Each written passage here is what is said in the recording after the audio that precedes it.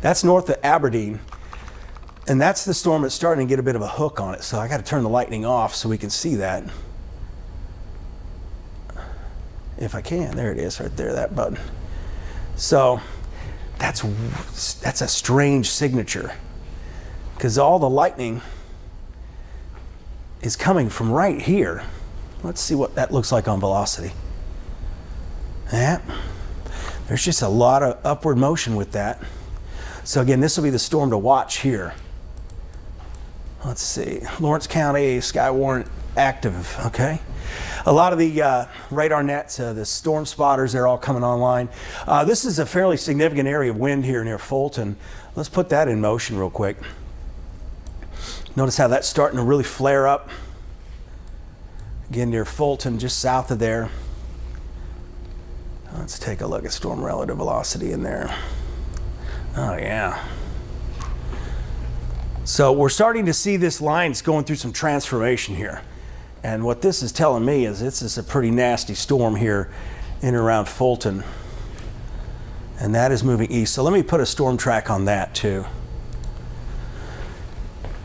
Let's go right here, down there, move that northeast at about 60 miles an hour. Continue to target the Red Bay area around 130, Hodges 138, Hackleburg 146, Russellville 150, Phil Campbell around 153, Old Bethel 203, and Hatton down the road there at 208. Again, this would eventually make its way towards Moulton. This is starting to get stronger here. So we've got rotation right inside of this storm right over Fulton that's starting to intensify. Boy, there it really did. Wow. Let me get in here real quick. Turn that off. So let's pixel query this. It's probably close to 70, maybe higher. 78 miles an hour. So we're getting some significant wind in here. And what's happening is we've got rotation going on in this storm here. So this entire storm is beginning to rotate, and it's not your traditional looking. I mean, you look at that, it doesn't look too impressive, does it? That's why we use that velocity. So significant wind going on. Let me turn that all off. Again, this is going to threaten Russellville, Phil Campbell, Hackleburg. We're probably going to see power outages from this storm. And we're starting to get more on the shear rate there. And velocity is definitely increasing. So we've definitely got something going on with this storm here. It's dangerous. So this is going to be moving east and northeast at 60 miles per hour. Now I did turn off the warnings, didn't I? I'll get a sip of water here real quick. Chelsea, you got anything over there? I'm continuing to watch the National Weather Service chat, Brad. They're really monitoring that same area that you keep looking at, that circulation. And this is going to be possible as we head throughout the rest of the afternoon and evening. As Brad mentioned, these are very messy looking storms. If you just look at it with a blind eye, you really can't see it. A lot of these could be rain wrapped as we head throughout the rest of the day. So it's very important once a warning is issued to take it seriously. Make sure you already have a safe place in mind of where you would potentially shelter, Brad. All right, thanks, Chelsea. Again, dangerous storm here in Fulton, moving to the east. It's going to be moving east and northeast into Franklin County. So again, we're going to watch this closely. If this gets any worse, we're going to go into continuous coverage on WFF channel 48 and not just our digital platform. Really high wind here as you get near Belmont. I'm going to track that here as well. So this is just a nasty line of wind, rain, and lightning. So this area here, that pushes it on towards Cortland. So Muscle Shoals around 150, Crooked Oak 145, Tuscumbia 148, and then we're talking Littleville 153, Town Creek 207, Hatton 208, Joe Wheeler State Park. Might be busy there. It's the weekend. It's been warming up. Probably people out there trying to fish in this warmer weather. North Cortland and Cortland right around 212 this afternoon. Again, that is appears like straight line wind there. the area of concern for the rotation is farther to the south, and really we've got a lot of areas that are rotating back here. We've got this area near Houston. There's rotation right there. There's rotation south of there. And then we've got a broad area rotation near Fulton and east of Amory. And the challenge is when you get farther away from this radar, as you know, as you live over there in the shoals, we got to keep a close eye on that. Let me turn the radar back on here. All of these are there's just a tremendous amount of wind shear out there too. So if the instability was a little bit higher, we'd see a lot more activity going on from this. So fortunately right now, this is what we're dealing with, but unfortunately it's fairly significant. Notice all the biggest lightning is on the southern edge. That's where you have the strongest updraft, and that's where we see some of the better rotation, so to speak, down there near Amory.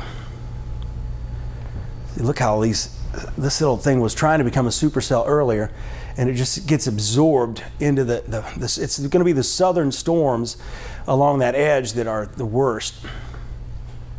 But so far I don't see anything long track potential. I know we talked about that. We really stressed the urgency of that.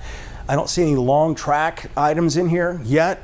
It's still early. It's just 1:15. This is going to go till at least 9 o'clock in most areas. The tornado watch for North Alabama goes until 8 o'clock. It's a PDS watch, and that's, the highest wording the Weather Service can give before a tornado warning, and that's particularly dangerous situation. It means the ingredients are there for significant storms, tornadoes, significant hail, and straight line wind. So that's why it's going to be important to seek shelter, even from some of these severe thunderstorms today, just because they're packing that punch. The way this is setting up too, and this will happen a lot. You get this initial round of severe weather in the northwest corner of the state, and then these storms just go over the same area. So we're likely going to be looking at least 5 inches of rain by this evening, and some flash flooding is highly likely, especially in the northwest corner of the state. And you get up into southern middle Tennessee, you get up into Lawrenceburg, flood-prone areas across southern middle Tennessee. It just amazes me sometimes how the terrain changes so much as you cross that state line up into Tennessee. So right now, I'm going to step off the screen, get another sip of water here real quick. They're talking maybe 1 inch hail with that storm. I don't see that big a hail. No, I think it's on the smaller side, Brad. But as you mentioned, there's a lot of lightning out there. I know you don't have your lightning counter, but note, lightning can also cause power outages. So keep in mind your power outage, once it goes out, could last for several hours throughout the day. Just very important, make sure you have extra batteries. All of your devices are charged, so you have multiple ways to receive weather alerts as we head throughout the rest of this Saturday. Yeah, good advice there. Most likely going to deal with some sort of power outages with this. It's either going to be wind related, tornado related, or as you see, lightning related here as we continue on. But from Fulton to the south, tremendous amount of lightning. In fact, the Smithville area is just, man, that is just incredible. This is in this one area here. 285 strikes. I think this is in the last 15 minutes. So just incredible lightning going on. And this is moving towards Hamilton and eventually on to Hackleburg and Phil Campbell. And along with that, the potential for damaging straight line winds. So let me turn the lightning off again. And you see Smithville, just nothing really tornadic in this image right now, but we still have this issue here with the Fulton storm. Are we monitoring, was it Memphis to see if they've got any reports of damage from that? Yes, sir. I'll get right on that. I'm just making sure that our stream is still going live. Okay, that's a good idea. So the Fulton storm is starting to move a little bit more east, and a lot of this is moving east. So I'm going to push this east, this whole line. You can see coming down here. I'll move it east at about. The challenge is that some of this is moving northeast. So you're going to get the eastward movements may be slowing down some, because if this is all truly going to move east, this storm system is going to be out of here probably about 5 o'clock. But I don't think that's the situation. I think we're still looking at a prolonged event here. Crooked Oak 155, Russellville 203. I know that time's changed quite a bit, but I've been tracking different features within this line. Littleville 205, Hackleburg 206, Phil Campbell 213, and Old Bethel right around 218. Good news here on the last scan, I'm not seeing as much spin right here in Fulton. You know, the whole thing's kind of changed, and that's because the angle of the storm is now due north and south radial here from the radar as it looks north. So we've got storms coming in. We're likely going to see damaging wind gusts with this storm. Let's get in closer. Red Bay, it's pretty much right on you right now. Let's get in here a little bit closer. I just want Red Bay to show up. There it is. So let's get in tight. The actual velocity, very strong winds, probably 60-mile-per-hour winds coming into Red Bay here soon. Very heavy rain. New tornado warning now just issued down here, the Smithville storm. So that just popped up. So tornado warning here just across the state line. Well, I wonder if they confirm that, because the radar is just all over the place on that storm. Like, it'd be a different color though if they confirmed it. I see what they're looking at. Maybe looking at this back end here. Well, you've got two things going on. Let me stop this real quick. You've got two possible circulations that may form. You got the one northeast of Amory, and then you got the one northwest of Amory. So we got two circulations here moving east-northeast. This is going to be moving into Marion County. I'll put that velocity back on. Storm relative. Again, everything's changing really quickly on this entire radar track. There's a shear track there. That was impressive. That was earlier. But again, this is the area down here that we're watching closely. The radar showing that. There's probably a lightning jump here too. And that's there's a big lightning jump. That's sometimes a precursor to what we call tornado genesis. That's the beginning of a tornado. So tremendous lightning going on in Smithville right now. So much that I have to turn it off. But that's an area we're going to have to watch. This is moving northeast. So again, two circulations possible. And this is kind of a day when we may have to just look at the reflectivity here. Another little storm kind of firing up here northwest of Hackleburg. So let us put this track on here, the Smithville area. Now let's move that east-northeast at about, I'd say that's probably moving closer to 50, 60 miles an hour. So you've got some eastward movement here, and then you got northeast movement. So again, Hackleburg around 2 o'clock. So all these storm tracks, they have shown slightly different times, but what they're doing is just reinforcing the towns here. You guys are in the path of these strong to severe storms, damaging straight line winds, possibility down the road of tornadoes. And it's all basically between about 145 and 215. Let's see if the radar's showing me anything else. Yeah, there's just a lot of energy here. And this is right across the state line.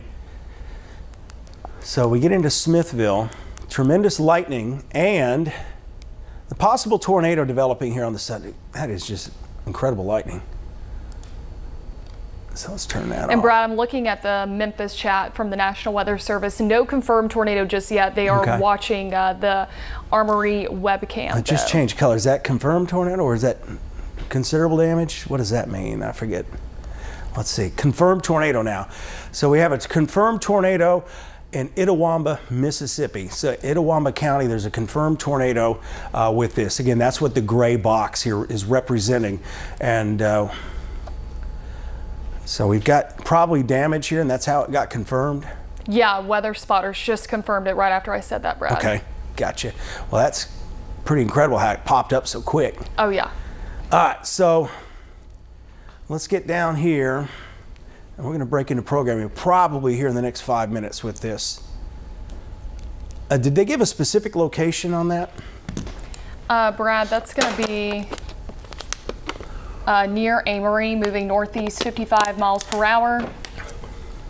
That's about as specific as they get. Okay. Put that lightning back on. I'm kind of surprised Birmingham has not extended a severe thunderstorm warning there in Marion County yet. And then those two areas of circulation, rotation also occurring just east of Smithville. Yeah, Smithville's got a history of these big ones. So yeah, this is going to be crossing into Marion County very shortly. Shear rate, again, I've got to turn the lightning off. Yeah, we're starting to see stronger circulation here. So let me back this out, put this into motion here. Yeah, that whole area is just messy.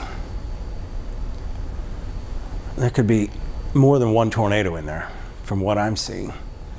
And we've got the hook near Smithville and then the other one near Amory. So we've got two areas of circulation here, both moving east-northeast at 55 miles per hour. And the shear rate keeps climbing a bit. Let's see if we've got debris. Yeah, it looks like there may be some, that could be an artifact too. There is debris west of Amory. See, that must be what they're talking about right here. Yeah. So we've got confirmed by spotters and confirmed on radar. Tornado just west of Amory, Mississippi. Let's just switch to the radar here.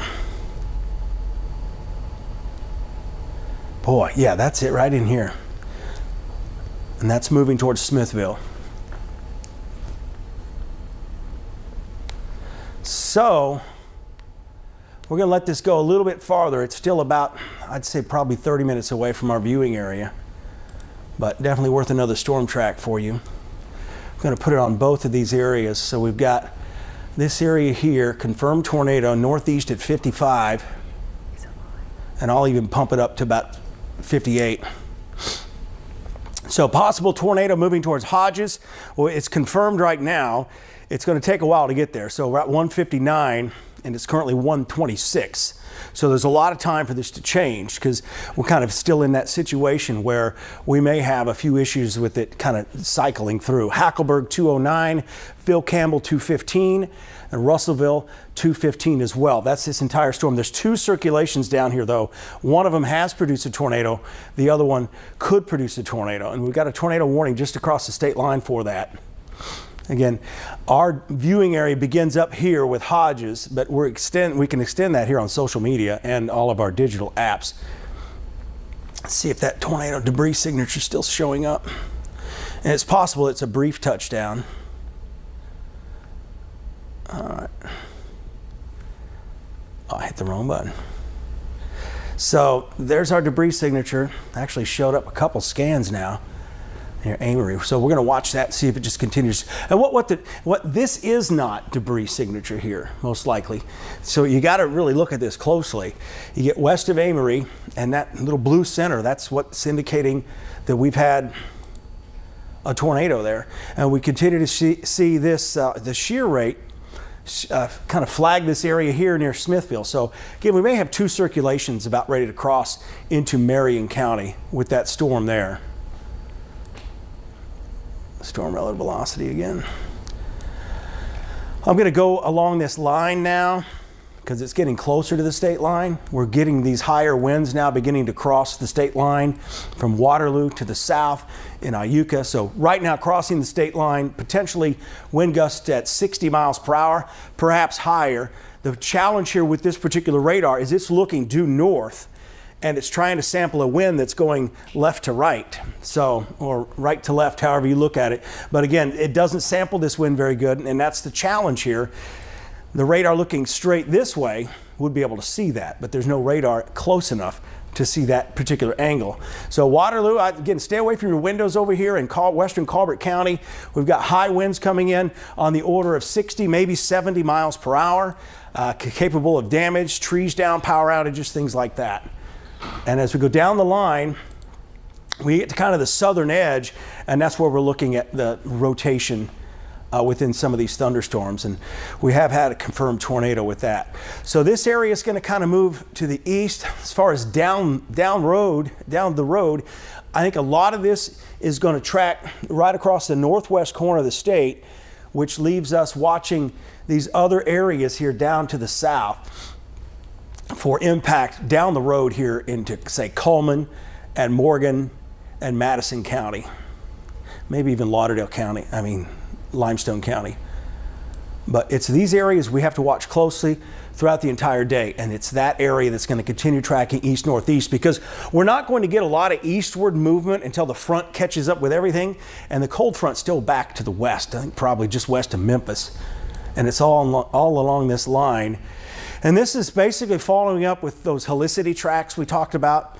Had numerous tracks early on in this event, forecast tracks going across northwest Alabama. Very heavy rain, probably going to have trouble with satellite signal through some of this heavy rain. So, and hopefully this can stabilize things just a little bit out ahead of this, and that would be some really good news. Let's take a look farther to the south here.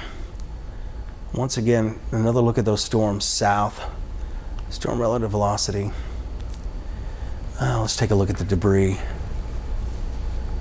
Amory, I think that may be an artifact now. It wouldn't, if that was still tornado debris, it would track northeast with the upper level winds because they're blowing the debris. It just doesn't pop up and fall straight down. All right, not as impressive with circulation. That's good news there. Again, we've had one confirmed tornado with this storm south of Fulton.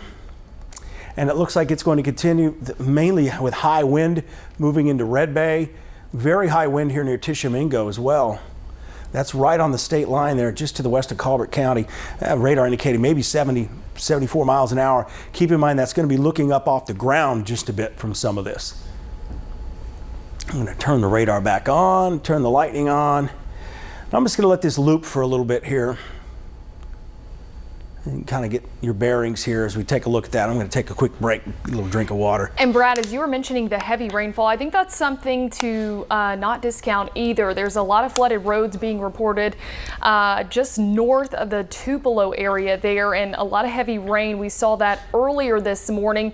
That's going to be the theme as we head throughout the rest of the day. While we are tracking the severe threat, alongside that are several flooding concerns. The entire area, this includes North Alabama and southern Middle Tennessee, under a flood watch through the early morning hours on Sunday, as these are going to be very, very heavy rainfall producers.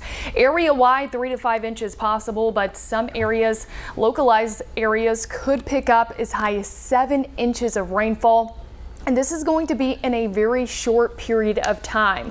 Note, flooding just as concerning as the severe threat as we continue to track the possibility of strong tornadoes through the evening hours and also destructive winds as high as 70 and 80 miles per hour.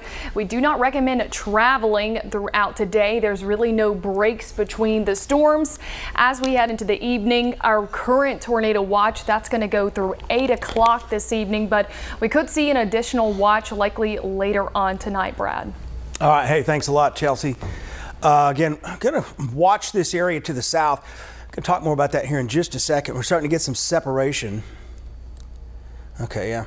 Got Joe Wheeler getting ready, and they've got extra power poles. So again, a lot of people are geared up. They've seen the forecast. They're ready to move in after whatever happens. So all the crews are ready for that. So that's some good news. Thanks, Margot. Margot Gray is in as well. She's helping us with the coverage today. So what we're looking at, starting to see a separation. We're seeing the separation as we get down here. They just extended the tornado warning into Marion County. I'll get to there in a second.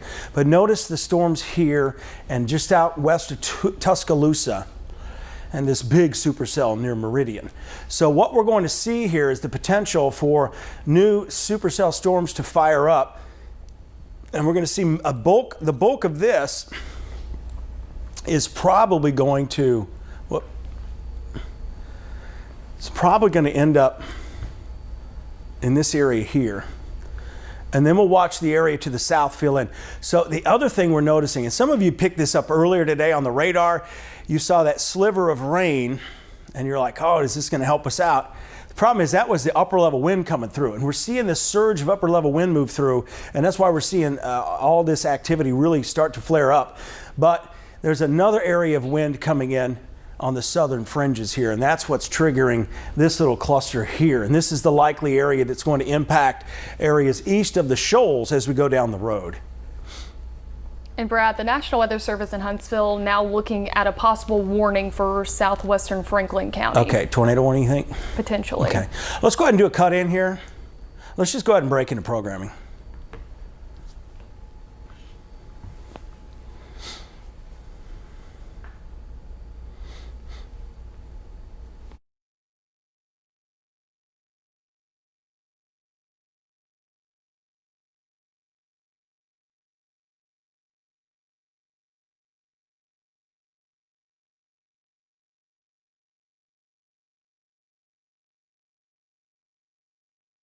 Today is a 48 First Alert Weather Day, sponsored by Mr. Reuter Plumbing for all your emergency plumbing services.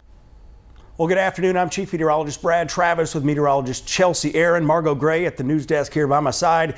We're going to go into continuous coverage. We've got a tornado warning just off to the south of Russellville. We're watching this in Marion County. We may see this tornado warning extended into the southwest corner here of Franklin County. If you're in Red Bay, I would be seeking shelter now because the storm's pretty intense where you are now, and it's only going to get worse here in the next 10 to 15 minutes. We'll get down in here a little bit closer, but we just kind of want to summarize what's going on. We've just seen a big rush of showers and thunderstorms moving across the area. Flash flooding a big concern outside of all the lightning, the damaging wind threat, and the possibility of a tornado. That tornado was actually confirmed by radar and storm spotters. It was about 25 minutes ago with this storm coming out of the Fulton area. There's actually been 2 circulations, and it looks like there's our tornado warning. It does include Russellville now. It does not include Phil Campbell yet, and the warning itself, the polygon, is just to the west of Hackleburg, but we're keeping a very close eye on both of these storms. Tremendous lightning southeast of Fulton.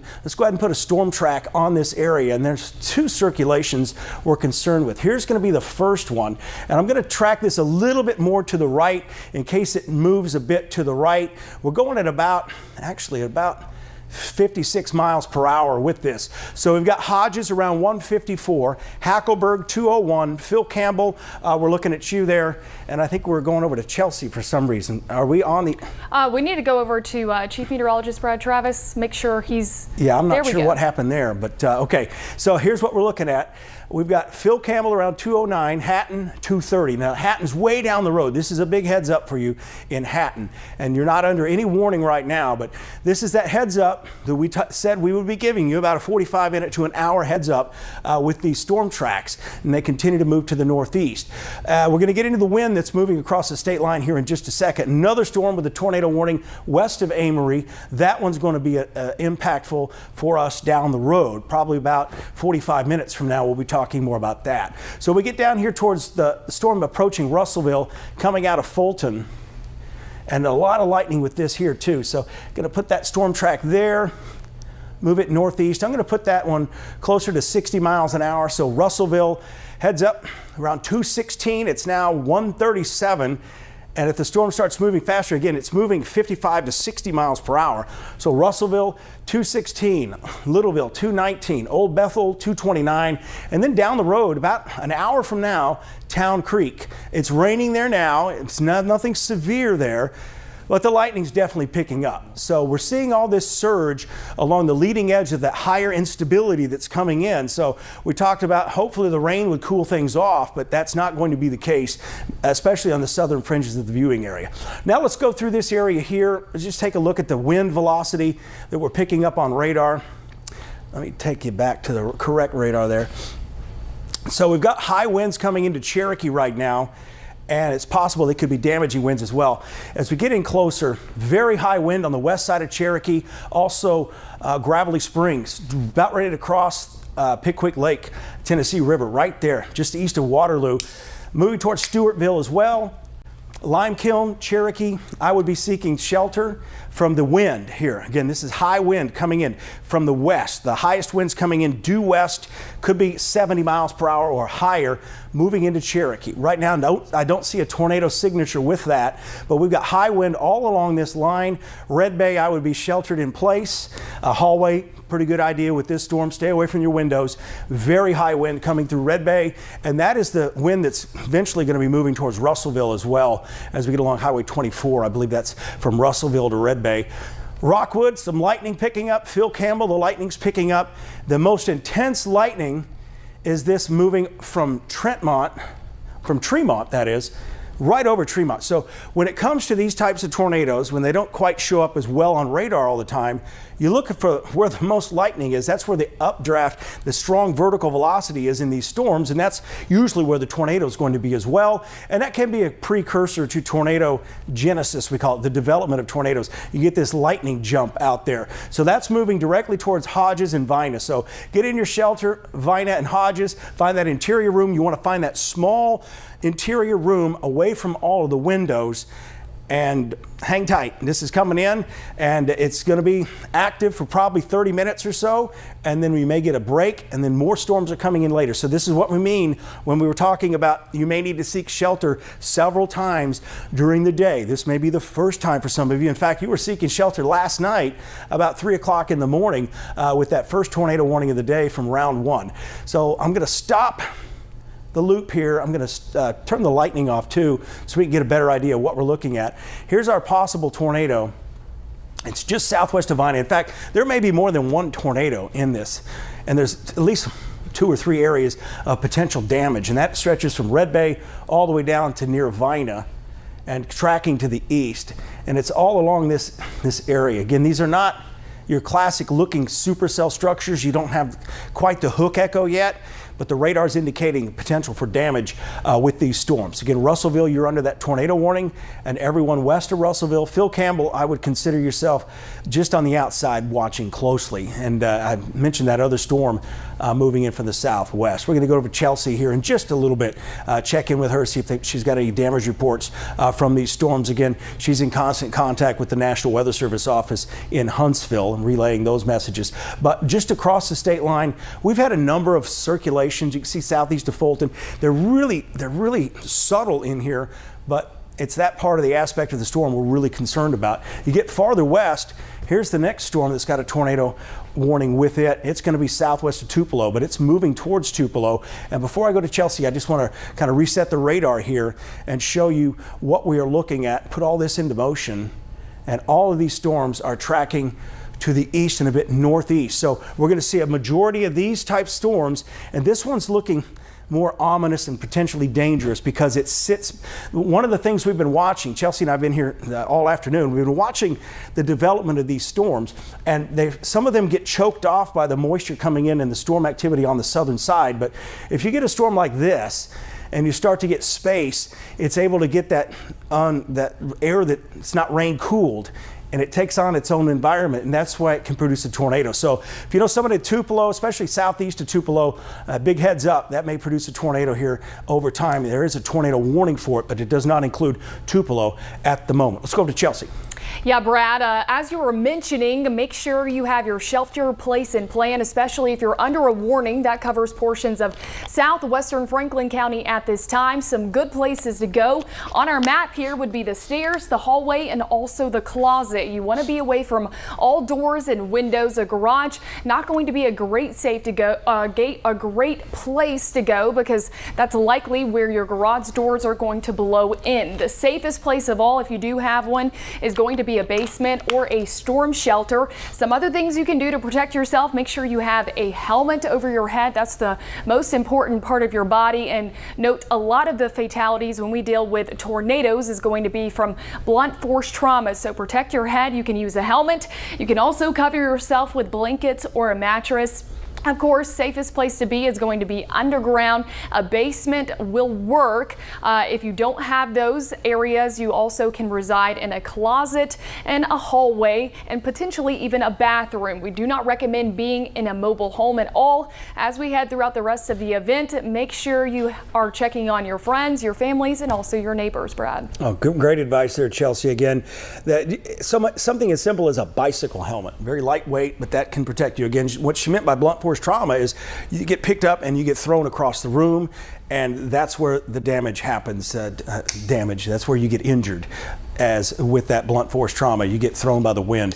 So protect yourself from the wind, get in that small room, and hang on. Again, I don't think we necessarily have a large tornado on the ground right now with this, as it's continuing to track due west of Phil Campbell and up to Russellville within the next 25 minutes. I'm going to put an updated storm track on this. Before I do that, I'm going to go ahead and turn the laps off, and then I'm going to turn the lightning on. And we're going to get back up there into Colbert County here in just a second.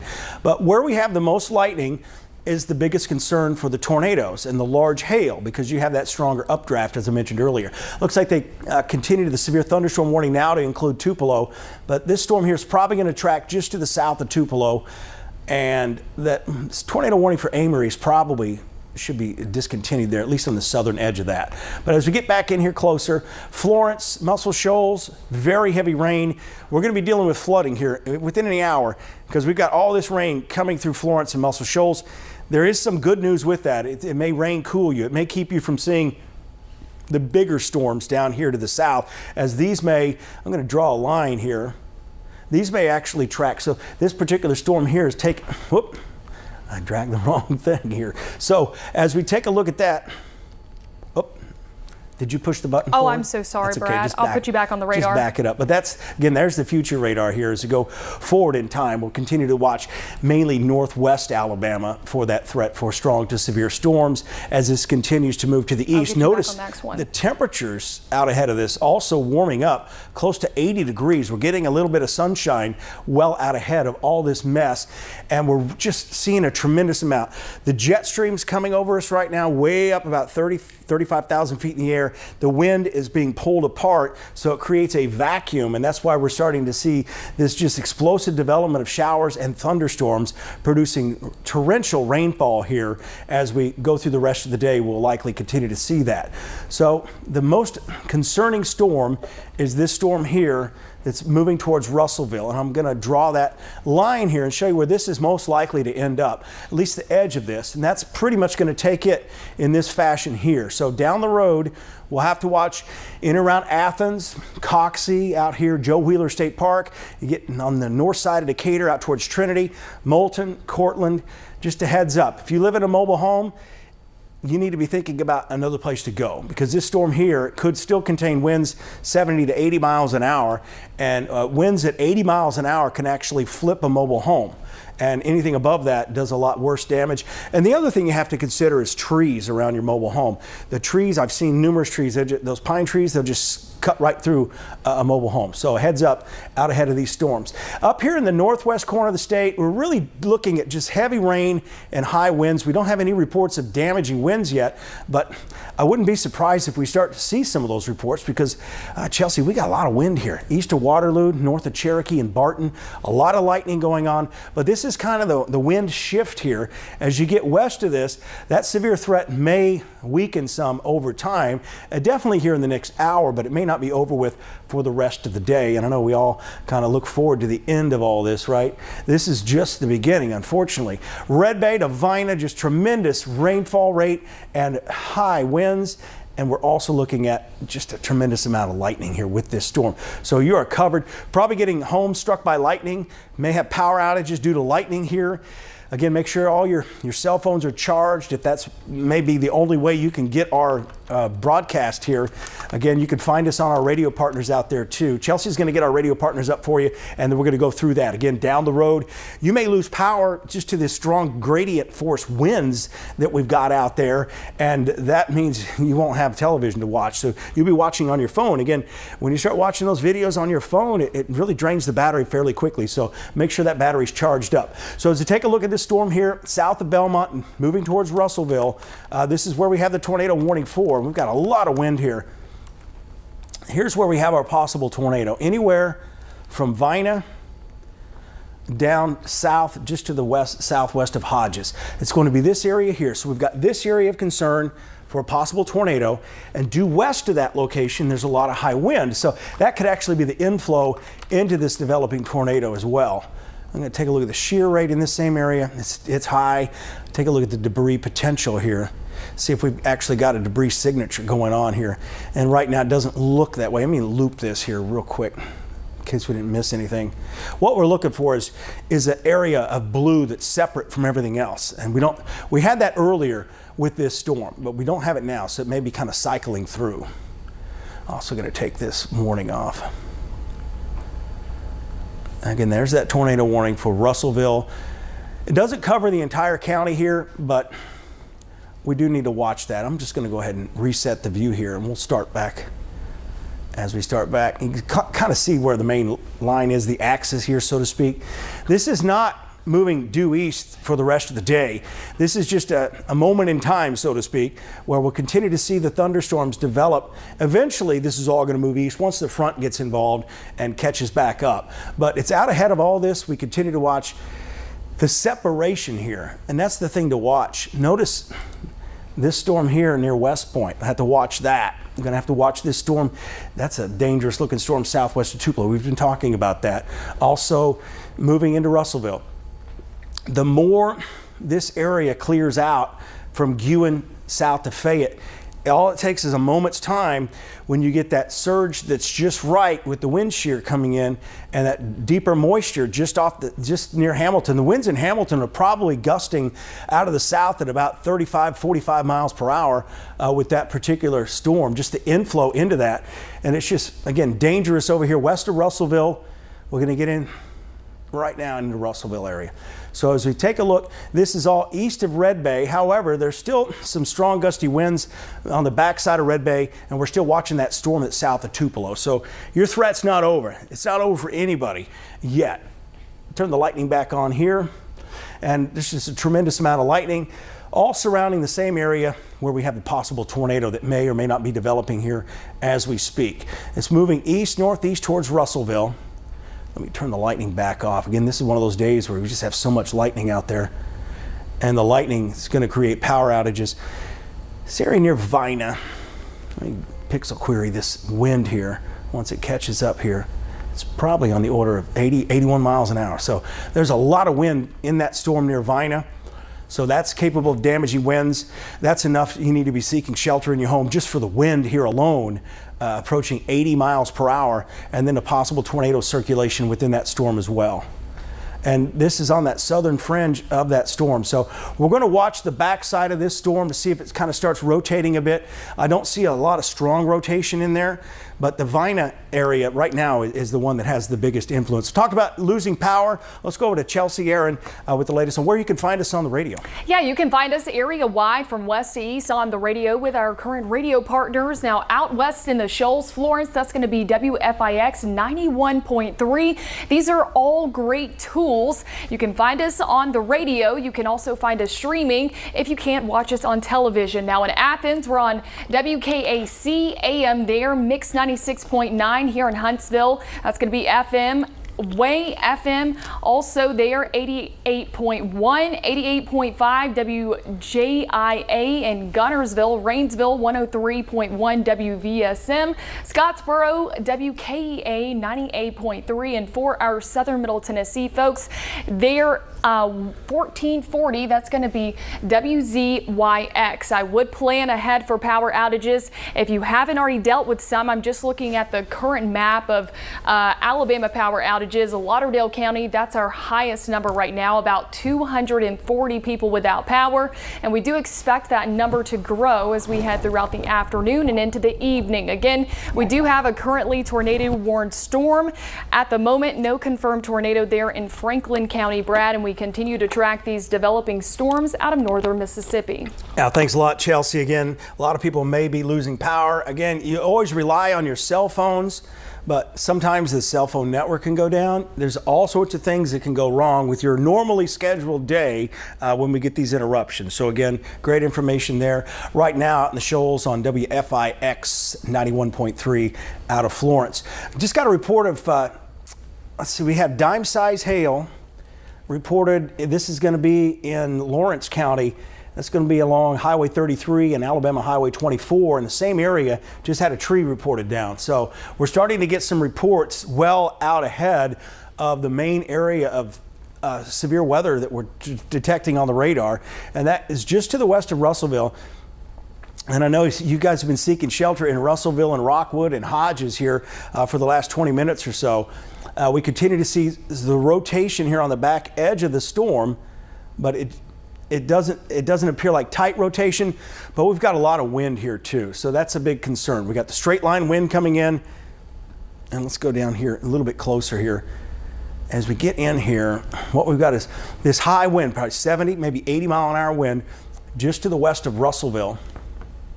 And this is moving, it's moving east at about 30 miles an hour or so, but it's also, the cells are also moving northeast at 60 miles per hour. So we've got that wind shear, we've got things kind of mixed up.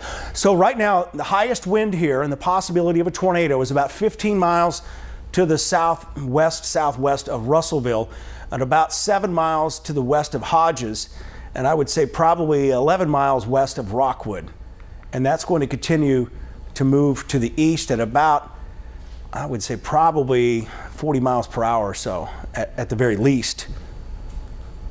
So we continue to watch that. But as we go up here north, and we just had that report out of Lawrence County of the hail. Let's take a look at the hail product here. We're going to do the hail swath here. And that's going to show us where some of this, and it's actually not even picking up the hail with the hail swath. I think it may be delayed probably 5 minutes or so with that particular radar. But we do have a lot of wind there, a lot of rain, and a lot of lightning. So again, we're starting to get, and it's possible that's just a non-thunderstorm kind of related wind gust, but it's kind of hard to say that because we've got thunderstorms in the area. And that's true because we've got hail. You get south of Moulton, very heavy rain moving in, nothing tornadic with that, probably looking at wind gusts around 45, maybe 50. We can see that all along this area here. Flash flooding, a big concern in the next hour. These rainfall rates are probably close to 5 inches per hour, and they're covering a very large area. But you can see where the biggest concern is just by looking at the lightning. That kind of is a huge red flag here. Let's go up here towards Florence and Muscle Shoals. Back towards Cherokee, we're still seeing high wind. May see winds around 60, 70 miles per hour. On the west side of town here just now coming in. We've had a lot of rain here in the last 25 minutes or so, well out ahead of all this, but we're going to continue to watch the area near Gravelly Springs up to Stewartville, Cypress Inn, as you get up along the state line with Tennessee. Muscle Shoals, a lot of lightning going on there. Let's switch back over to just the radar mode. The highest winds are about ready to come into Muscle Shoals, so I'm going to expand this out. Again, the tornado warning, you should be staying in your shelter down there in Russellville. We don't have a confirmation of a tornado right now, at least the radar signature doesn't show that, but you are under that warning, so we'll continue to give you that advice. As we take a look forward here, I'm going to track this area of the heaviest rainfall and gusty winds just to the west of Muscle Shoals. I take this east and a bit northeast. We'll go about 50 miles an hour. So here's some areas. Tuscumbia around 2 o'clock. Sheffield to Shoals around 2 o'clock. McFarland Park in there as well. And then you get St. Florian around 2:06. Littleville around 2:09. Iron City 2:10. Killen 2:12. Leeton 2:16. Loretto 2:20. Old Bethel and Lexington around 2:24. And that takes it close to Athens. I would say you're looking at about an hour or so. The heaviest rain, the strongest winds, and unless this tracks a little bit more north over time. But there's your heads up there. Leeton, Cortland, Rogersville, Anderson, up to Minor Hill and Bethel. And as we go farther south along the line where the lightning is really intensifying, again, power outages due to lightning would be no surprise at all. So there's a tremendous amount of lightning, and this is the southern storm. So what's happening is it's feeding off all this unstable air that's to the south. So the farther north you get, it's not as unstable. And that's why this one's producing so much lightning and all this rain coming through with it. Let me turn the lightning off once more, and then we'll get back in here into the storm relative velocity, which kind of tells the better story here. So here's what we've got down here in Russellville. The worst of this is moving in about 10 minutes. We've got the possibility of a tornado within this, and it's going to be completely wrapped in rain. You're not going to see this. And there may be tornado circulations all along this area. We say that because the wind shear is so high. There's a history of radar signatures looking like this that may not always get a tornado warning, that's give you that surprise 100-mile-an-hour wind coming through. So that's what you're seeking shelter for. And let me go ahead and track this out a little bit farther here as we get away from who's actually under the tornado warning with this particular storm. And there may be another circulation developing east of Hodges right now too. I'll get to that in just a second. But here's that area. We're going to move that east. I'm going to put it at about 46 miles an hour. And you see we start to get closer to Decatur. We got Trinity in there at 2:55, and right now it's 2 o'clock. So about 55 minutes from now, we're going to expect that near Trinity. If it continues more easterly, but the upper level winds could push it a little bit farther to the north over time. Phil Campbell, 2:16, so 16 minutes from now, down here in Phil Campbell, it's just west of Hodges now. Hatton around 2:31, Moulton 2:45, Littleville 2:11, and then Russellville at 2:08. So about 8 minutes from now, the impact from this storm's coming into Russellville. Just be prepared for that. It's going to last about 10 minutes, maybe a little bit longer, and then it's going to move away. But we have other storms we're going to watch. So you may be getting out of your shelter here in Russellville in the next 20 minutes, but there are other storms back here to the west we are continuing to monitor. A better look here at just the radar. We've got another, that's just an old warning they've stuck here with this Amory storm. And again, that was a confirmed tornado, unless they've reissued for that second storm coming in. We'll get to that in just a second. But notice how this storm moving towards Russellville, there's nothing down here. So you've got this wind coming straight into it. And that's probably at 40 to 50 miles an hour. And this unstable air is coming straight into the back of this storm. So that could rapidly intensify. That's what that means. I don't think we have a significant tornado in here right now. We have the capability, though, of 100-mile-an-hour winds with part of that storm. And Brad, they are increasing the hail size in that tornado Okay. warning. Ping pong ball size hail. Okay, the Ville value must be climbing in that. Starting to see a little bit of a comma head on the northern edge of it, too. I think that's by Big Bear Reservoir, or Bear Creek Reservoir. So if we go in here, you see just to the west of there, and north of Red Bay, that's Cedar Creek Reservoir, I believe. Purple colors. Yeah, so we've got this going. We've got the hail. The largest hail is likely right in here. And again, this is going to be moving towards Crooked Oak. And that's going to be crossing the county line up into Colbert County. Let's see what we got here. So, yeah, there may be a tornado right there. See this right here? As we get in closer, it's kind of hard to see. But right here, you've got that area there. You've got towards and away. Let's see how that registers with. Yeah, there may be a tornado spinning up here.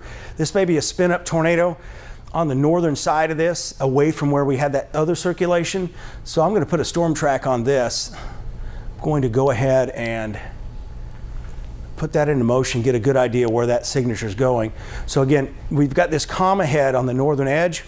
So the wind's being forced into this area just to the west of Cedar Creek Reservoir, and that continues to track to the northeast. So I'm going to put a storm track on that area.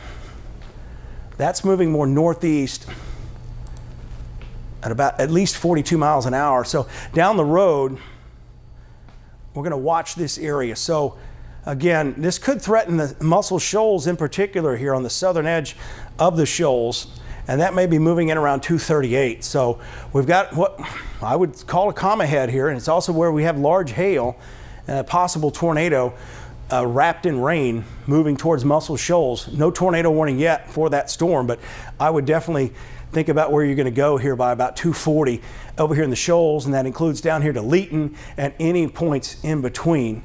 So, you know, we have learned to keep a really close eye on these storms in the shoals because they do tricky things on the radar. We don't always have a great signature on radar from the Columbus Air Force Base.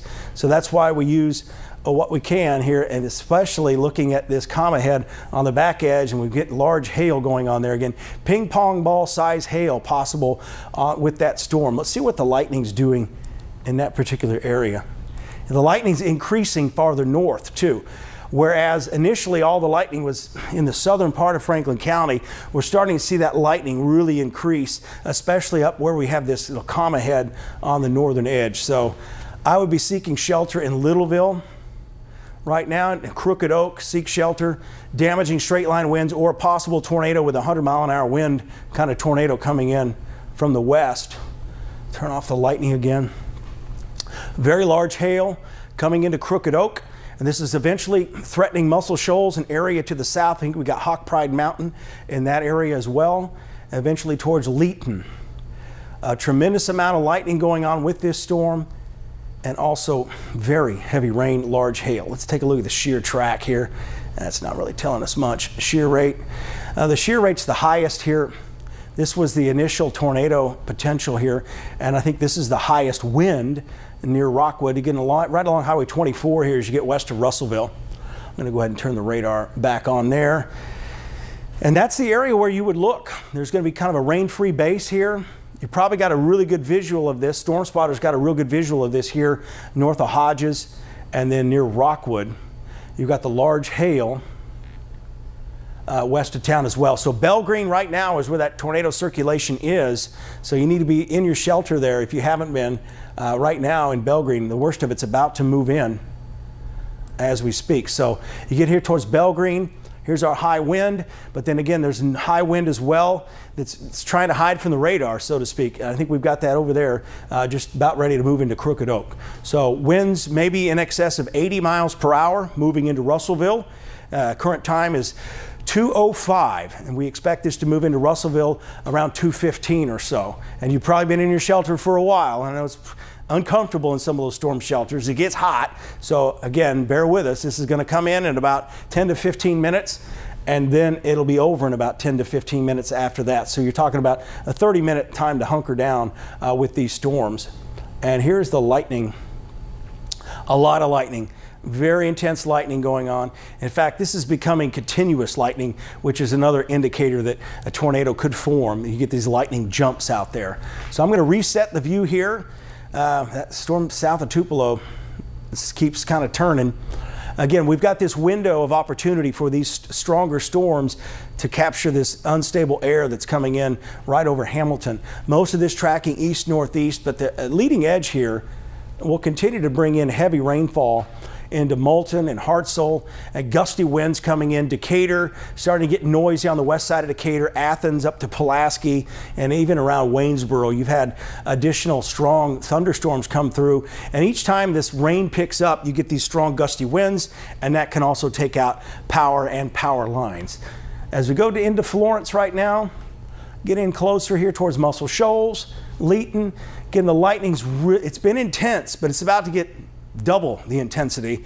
Crooked Oak, be in your shelter. You're not under a tornado warning right now, but we're seeing signs that northern edge may have that comma head type tornado in it, which could be a spin up 100-mile-an-hour tornado. And those do damage. Of course, we've seen that in the past two events here with this coming through. And this could eventually make its way towards Muscle Shoals, somewhere around there in Leeton and Littleville.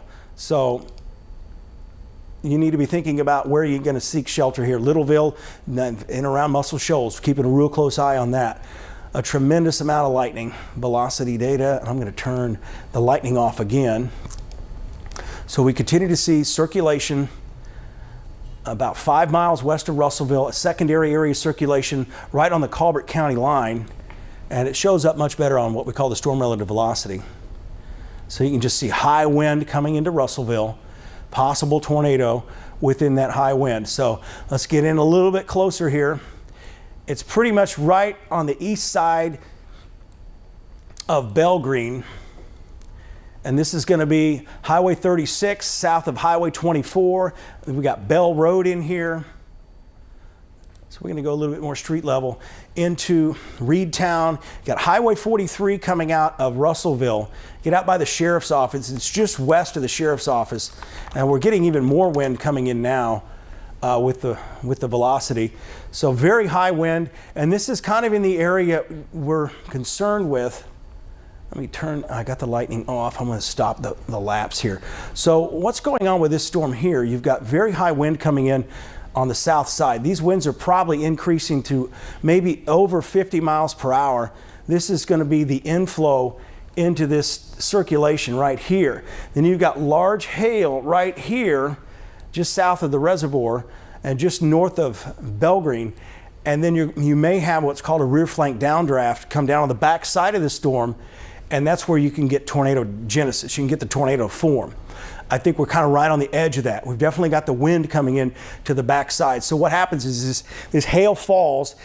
It's cold, and you guys saw a lot of hail in Russellville earlier in the week, And you know, for first example, how cold that gets. So you get that cold air that spreads out and it interacts with this warmer air just to the south, and that's where you can get a tornado to form. I don't think we're fully there yet. I think most of the tornado we're looking at right now would be probably 80 to 100 mile an hour winds within that storm. Again, something we'll continue to monitor there. And they just extended it out. Okay, new tornado warning now includes Muscle Shoals. All right. Yeah. So let's get into here. Tornado warning now. Your sirens going off in Florence. It's for the same storm. Again, a secondary circulation may be developing, and we may have circulations that fire up. We could have these spin up tornadoes like we saw the past two events in some of our communities. Tuscumbia and Athens were victims of that as well with these types of storms that come in. So I don't think we have a long track supercell tornado here yet, but we've got enough for damage coming through. Again, this is going to be near Crooked Oak, moving north and east. Chelsea, you got more on that warning? Yes, so it's moving northeast about 50 miles per hour, located over Bell Green, right near Russellville. Again, tornado possible, ping pong ball size hail also possible. This is not a confirmed tornado at the moment, just a radar indicated. And I'm trying to get our Shoals camera up, Brad, as well, to get a good vantage point. If this does touch down on the ground, potentially we get it confirmed. Okay, well, let's go to Avalon Avenue right now. This is going to be an algo camera showing you what's going on over there in the Shoals area. We'll get to that momentarily. There we go right there. So very heavy rain, frequent lightning going on with this storm. Again, this is courtesy our algo camera, the state's algo camera network here. Very heavy rain in Muscle Shoals. And we're looking south here on Avalon Avenue. This is Avalon Avenue and Highway 72. Any tornado coming in, you're not going to see it. And this is clearly obvious because this is well in advance of that circulation that's going on. Again, let me know if you guys see anything that we need to be more aware of on that. We've got tornado warning for Franklin, Lauderdale, Lawrence, and Colbert County right now. Let's see. The Weather Service says, given the history of this storm and the rotation reports we're getting out of Franklin County, we're extending the tornado warning all the way to the state line, and ping pong ball size hail a possibility. So ping pong ball size hail, and that's going to do damage to your vehicles, perhaps rooftops here too. So large hail coming into the Shoals and a possible rain wrap tornado, at least detected by Doppler radar. So the tornado warning extended all the way to the state line from the National Weather Service office. And getting a look at the radar here. When you hold it upside down, you can't get what you want. So as we take a look here and expand this out, what we're going to see, somehow I lost control here. I think something's up with the hand tracker maybe. Let's see. Let's go back to Chelsea maybe if I can't get that figured out. All right, thanks. So again, what we're watching here is from Muscle Shoals down to Crooked Oak. We've got a circulation just south of Highway 72. This is going to be moving into Florence fairly quickly because the storms are moving east at times at 35 to 40, but northeast close to 60 miles per hour as we continue on that journey. So overall, very heavy rain, frequent lightning going on with that storm, and we continue to watch the possibility of a tornado developing within that storm. For some reason, it's just... I might have to just completely restart. Okay, go ahead and restart that. Will do. Let's go over to Max. Actually, we're on Max 1, aren't we? Let's take a look at what's going on down the road here. I'm going to go ahead and forward Max 1 here from the key wall. And as we take a look here, we're going to continue to monitor that storm moving into Muscle Shoals. You need to be seeking shelter now for that storm. Again, it's continuing to look more and more ominous here as this moves to the north. So here was our severe weather threat earlier this morning. We're going to continue to watch the severe weather threat develop as we go into the afternoon hours. So here's a look as we go beyond 2 o'clock. The model guidance is doing pretty well at handling all this. We continue from 2 o'clock on. We start to see around 2:30 thunderstorms moving into Decatur, and then we may have the supercell type storms developing down towards Smith Lake, and those eventually track to the north and east. So we'll watch areas, especially the southern fringes of the viewing area down here, where the atmosphere is going to be a little more unstable. So as we take a look at the northwest corner of the state, this is most likely going to be rain, very heavy rain, but the possibility of severe weather still exists. Notice the model guidance kind of showing something here, threatening. You get southeast of Moulton, moving towards Danville, Decatur, and Hartselle. So that's a heads up. I know we're interrupting programming for everybody, so let's extend what's going on out there, and we don't need to extend it that far. We're going to go back to the radar here as we take a look at what's going on. Here's that tornado watch. This is in effect until 8 o'clock. A new tornado watch has been issued into southern Middle Tennessee. That's probably going, I would guess, until 9 or 10 o'clock as well. So this is a particularly dangerous situation. Several strong tornadoes a possibility, significant wind gusts to 80 miles per hour possible, and destructive hail up to tennis ball size. I think inside this watch, the tennis ball hail is going to be farther south. It'll be reserved for where we see the intense supercell type thunderstorm. So let's go back to the radar here real quick. Approaching Muscle Shoals just south of Highway 72. Latest update here from the Weather Service radar continues to show a possible tornado moving into Muscle Shoals. So you need to be seeking shelter. All of the shoals right now and eventually up towards Killen. As the storm will continue to move northeast. You get west of Russellville, we've got problems there going on as well. So we got that figured out yet? Was it the remote maybe? Should be possible. Okay. Well, that remote may need to be fixed now. So as we take a look here, what we're watching on the radar, we've got several circulations. This storm here is just trying to crank out here a tornado. So this is like a supercell that's not producing a significant tornado right now at the moment. But as we take a look at storm relative velocity on the southern edge here, this is where we're going to see the rotation. In fact, in Russellville, you've got a really good view of this, and there's been several reports of rotation with this thunderstorm. And there's all sorts of rotation going on within that line. So as we take a look at the lightning, so you have real strong winds coming from Rockwood and on the west side of Russellville. And the way it's looking, this may miss Russellville just to the north, but we're watching that southwest side though. So as we go from Russellville, you're going to get a really good view here in Russellville of what this storm's got. Again, I'm not encouraging you to go outside and watch it, right? Because there's so much lightning out here. But as we get into this area, that's where this storm is trying to produce a tornado. And we get into Russellville, and it's just on the northwest side of town as we get in close. We've got the very large hail, perhaps ping pong ball size hail in Crooked Oak. Possible tornado wrapped in rain on the north side of that. And then we have another circulation that may fire up north of Rockwood. This is going to be right along near Reedtown. You get towards Russellville. The wind's likely picking up in downtown Russellville right now as we get along Duncan Creek Road. And then we've got Highway 624 just north of Highway 24. Again, large hail along Highway 58. And this is, I would say, more of an imminent threat here up north side of Russellville towards Hester Hill. And then you get to Mountain Town, eventually Tharptown, we're watching that. But this storm may end up just off to your north and west. The most intense hail is where we see this purple here and the pink. That's right over Crooked Oak. You're probably seeing lots of hail, at least nickel size, maybe a few ping pong ball size hail stones with that. And you get farther north as we get towards Muscle Shoals, and we continue to monitor the possibility that there may be a tornado in here. Very high wind coming in to Muscle Shoals. Again, this is going to be by just to the west of the Love's truck stop there on Highway 72, moving into Tuscumbia. So let's get into Tuscumbia here. We got Old Lee Highway, Highway 72, North Main Street. This is going to move right through downtown Tuscumbia, unfortunately. High wind coming in, and the wind's picking up all along this area. And you go to Woodward Avenue into Muscle Shoals, and then you get Sheffield, and then McFarland Park, and then eventually Florence. This is all tracking northeast pretty much. And as we take a closer look down the road, you got Nitrate City over here, Alabama Shores, Ford City. And Leeton, you're just to the east of this area that we're watching for very high wind.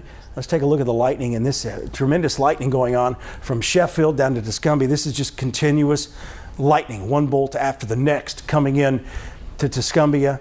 And Leeton seeing some. Everybody in the northwest corner of the state has some form of lightning. So very, very noisy, very much like what we had last night in many areas and early this morning. Just tremendous lightning. So Red Bay, just briefly want to mention you here. Right now, we don't have any circulation, tornado circulation in your area, but there are storms to your west we're watching. There's another area south of Vina we're going to have to watch. So this is what we mean by you may have to seek shelter several times during the day. So we've got one thunderstorm, supercell storm, that's trying to produce a tornado just to the northwest of Russellville on the north side of town. Again, if there is a tornado, we're going to know it because there's plenty of eyes on it. We've got sheriff's office, police officers, emergency responders, all looking, storm spotters looking at the back of that storm. And that's why we've had several reports of rotation with that. And let's see. Oh, that's just a question inside the chat. Somebody wondering what was going to happen later this evening. So again, Russellville, stay in your shelter. Littleville, stay in your shelter. And we're watching areas west of Red Bay as well right now. Let's expand that view. No tornado warnings continued here, but as long as we start to get more of this rain coming into these storms, that's good news because it kind of blocks things from just exploding like they could. And really, I just want to get a good view of everything that's going on. Let's take a look down here towards Tuscaloosa. Just a mess of showers and storms. I think the main frontal boundary is just to the east of Memphis, east of I-55, and that represents the end of the severe weather threat. Unfortunately, it's going to take several more hours for that to clear the area, probably at the earliest 8 or 9 o'clock this evening. Elsewhere down here towards Tuscaloosa and Bessemer, Birmingham, the west side, watching thunderstorms coming in from the west. They've got tornado warnings coming down here. These will be approaching Tuscaloosa within the hour, and also in the Columbus area, these will be likely impacting areas south of Smith Lake within the next hour to hour and a half. As we get back into our territory, so to speak, we're looking at this area down here near Russellville. We just continue to watch a lot of lightning here. We don't have any reports of tornado damage. In fact, we don't have any damage reported at all so far. But this has been over a fairly rural area here over the last hour or so, and sometimes it's difficult to get reports when you come from getting in the rural areas because it may be a tree down or something damage that hasn't been reported or nobody even knows about. But we're going to know about it when it hits the shoals, right? Because that's a heavily populated area. So that's why we continue to give that warning out. Take the lightning off. Just continuous lightning. Lightning is a very big danger with this storm. The highest wind right now over Muscle Shoals. Very strong winds, very large hail, potentially in Muscle Shoals, moving into Tuscumbia, Sheffield, and about to move into Florence, and eventually Killen here down the road as you get on the northeast side of Florence in the Shoal Creek area up here towards Lexington. So Lexington, your winds are picking up here, and eventually Anderson. But the good news is we don't have any strong. We don't have that EF2 to EF3, EF4 type signature showing up on radar. And I know that probably has a lot of you concerned since that's part of this watch and that potential. We don't see that right now. We do see the potential for these lower EF1 type tornadoes, maybe a high-end EF1. So we're talking winds maybe 100 to 115 miles an hour. And as you've seen lately, that will do damage. So heavy rain and lightning moving into Killen, large hail moving into Muscle Shoals, also some high winds moving into Muscle Shoals.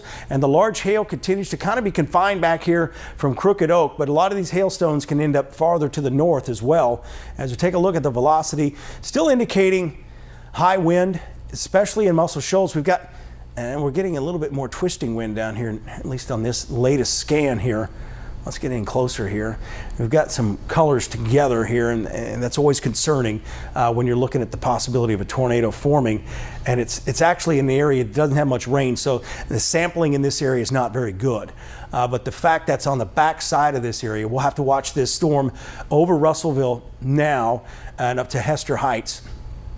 If you live in Gravel Hill, you'll probably be in your shelter for another, or at least seeking shelter for another 10 minutes or so as this moves through. And it's the area we're watching that's in and around Russellville, and just to the west of Russellville near Rockwood, we continue to see every now and then there's signs of circulation, but I don't see any strong, significant tornado circulation there as of right now. But overall, that's what we have to report. Let's go over to Chelsea. She's been looking at hail size. Yeah, Brad, we've been seeing very, very large hail out of some of these storms. Again, no really concrete reports coming out of the National Weather Service chat. If you do have those reports, you can send them to us on social media through our email, or you can send it through our website, our WAFF 48 page. Let's go into the largest hail that's picking up right now on some of our products. This is going to be in and around the Crooked Oak area. This includes Indian Springs Road, Road back into Waterloo Road, portions of Highway 73, Highway 58 as well. Just to pixel some of this data, I mean, it's picking up hail size up to 1.5 inches. That is extremely large. Brad already mentioned this, but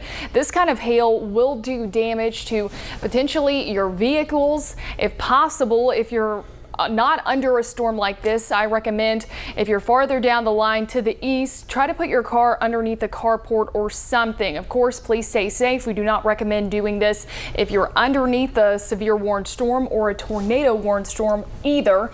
But again, just farther down the line, if you're still dry, not seeing a lot of thunderstorm activity, please try to make those preparation plans well ahead of time.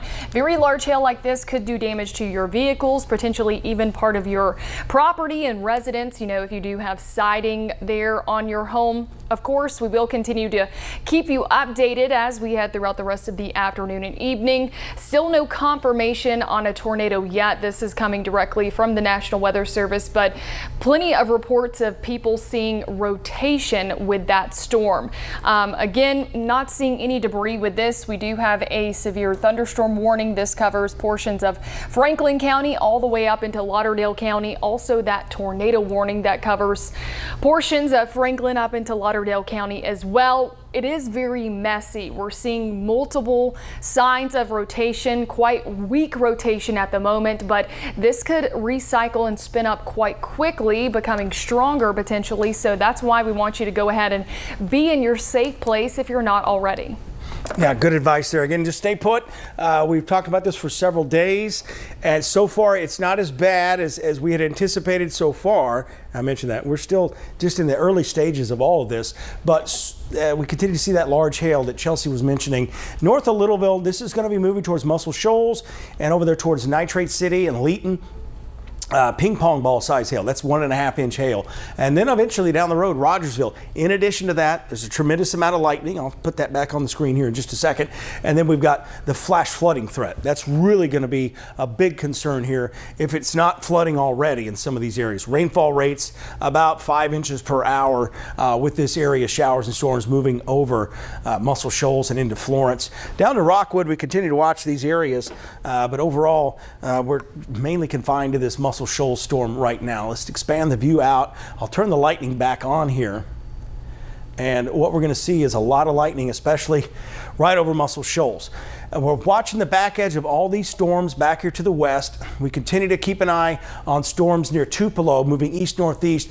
But I will tell you, there's a lot of rain down here to the south that's really going to interrupt some of this. So that is very good news. In fact, you get all this rain coming in. If we didn't have all this rain, we would be looking at significant tornadoes moving through these areas right now. But instead, we're looking at hail, the possibility of some spin up tornadoes within this line, and also frequent lightning going on as well.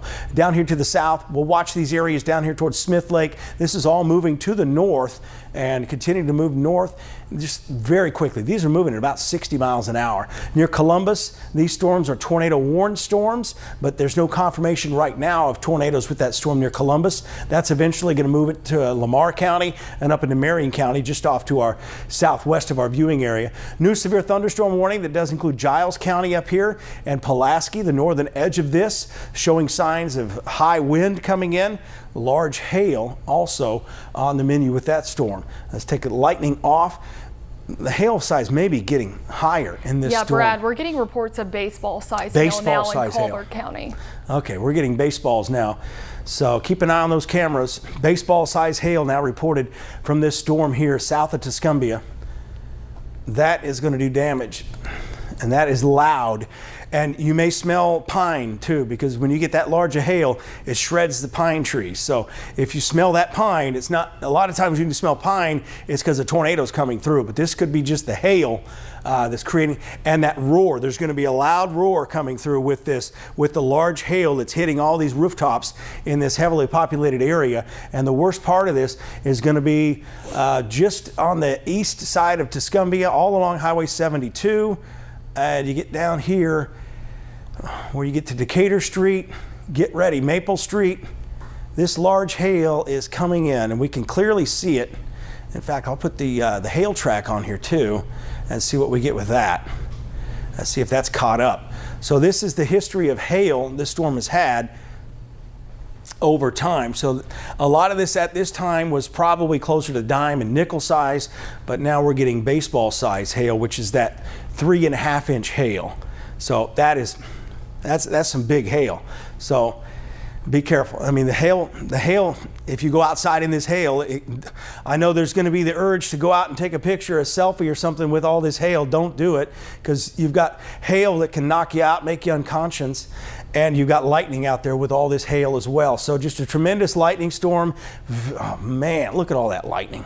That is a terrible storm right there, moving into Muscle Shoals and really all of central Colbert County.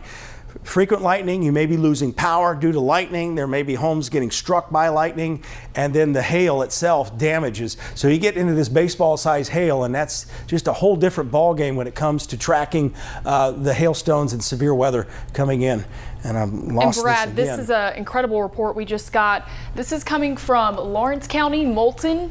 This is going to be apartment complex fire at 3050 Byler Road. They were struck by lightning right around 2:17. The fire department is already evacuating residents there. So fires, we saw, I believe it was a firework. Oh yeah, that was this morning. That was earlier this morning, and that completely exploded. I can't even remember where that was, but yes, Tuscumbia, thank you.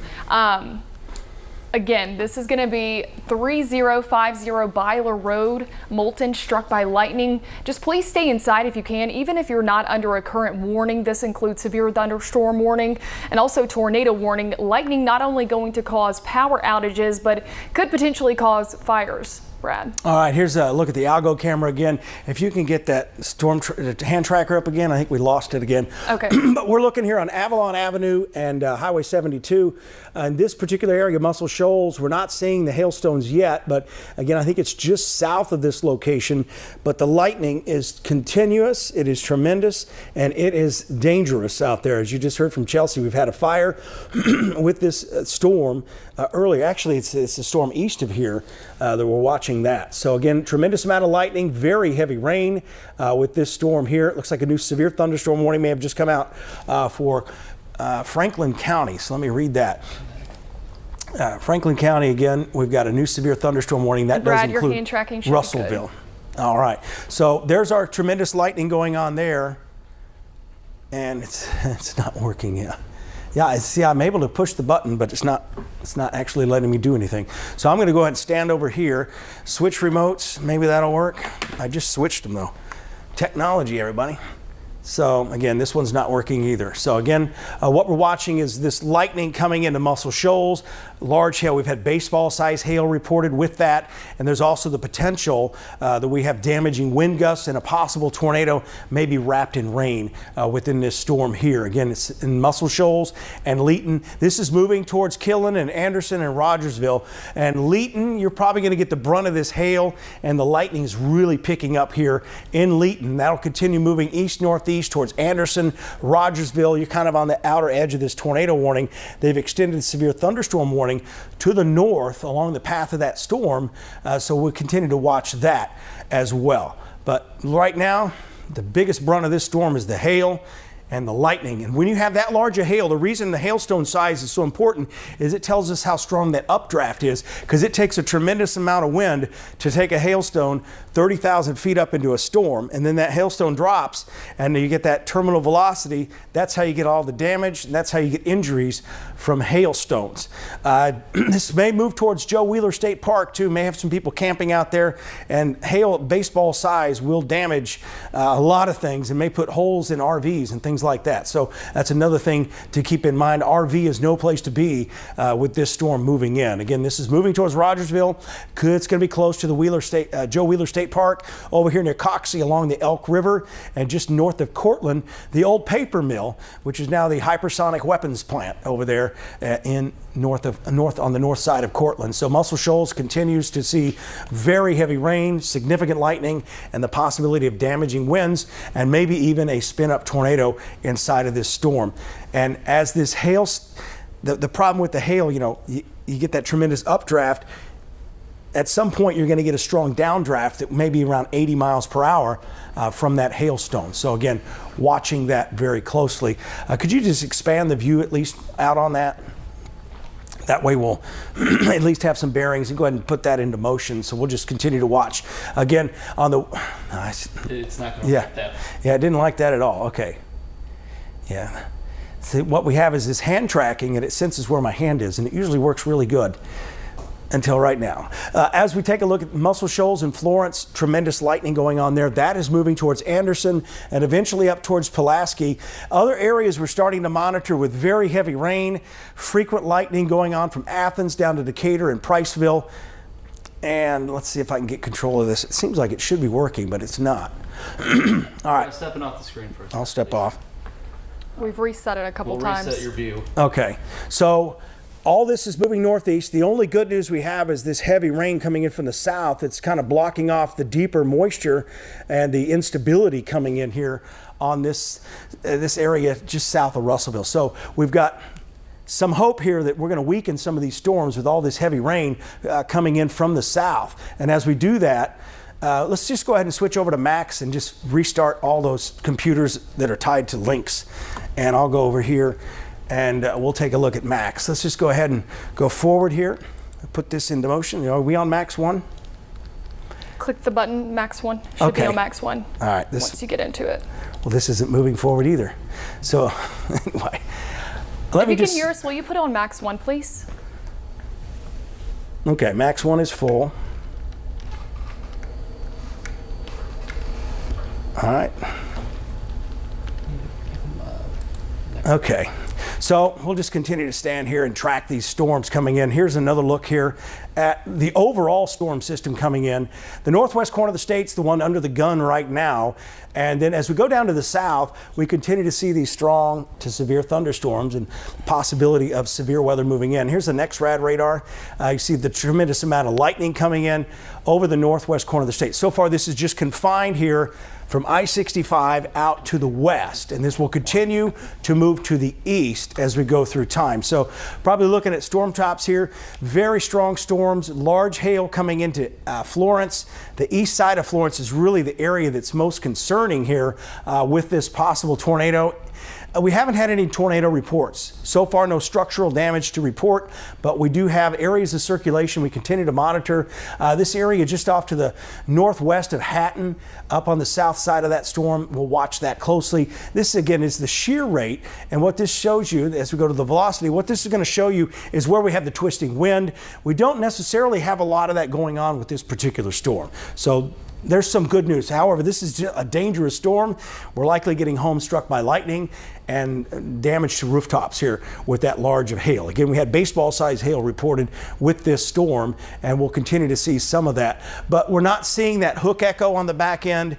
What more of our updraft is pretty much east of Muscle Shoals now, and the hail threat is probably east of Muscle Shoals, just south of Killen, and it's about ready to move into northern Lawrence County and over here near Rogersville. So Rogersville, you need to brace yourself for this very large hail, and it's going to be approaching the Wilson Dam area, Wheeler Dam, as it continues to move off to the east and northeast. So this is moving northeast at about 45 miles per hour. So we're talking Florence.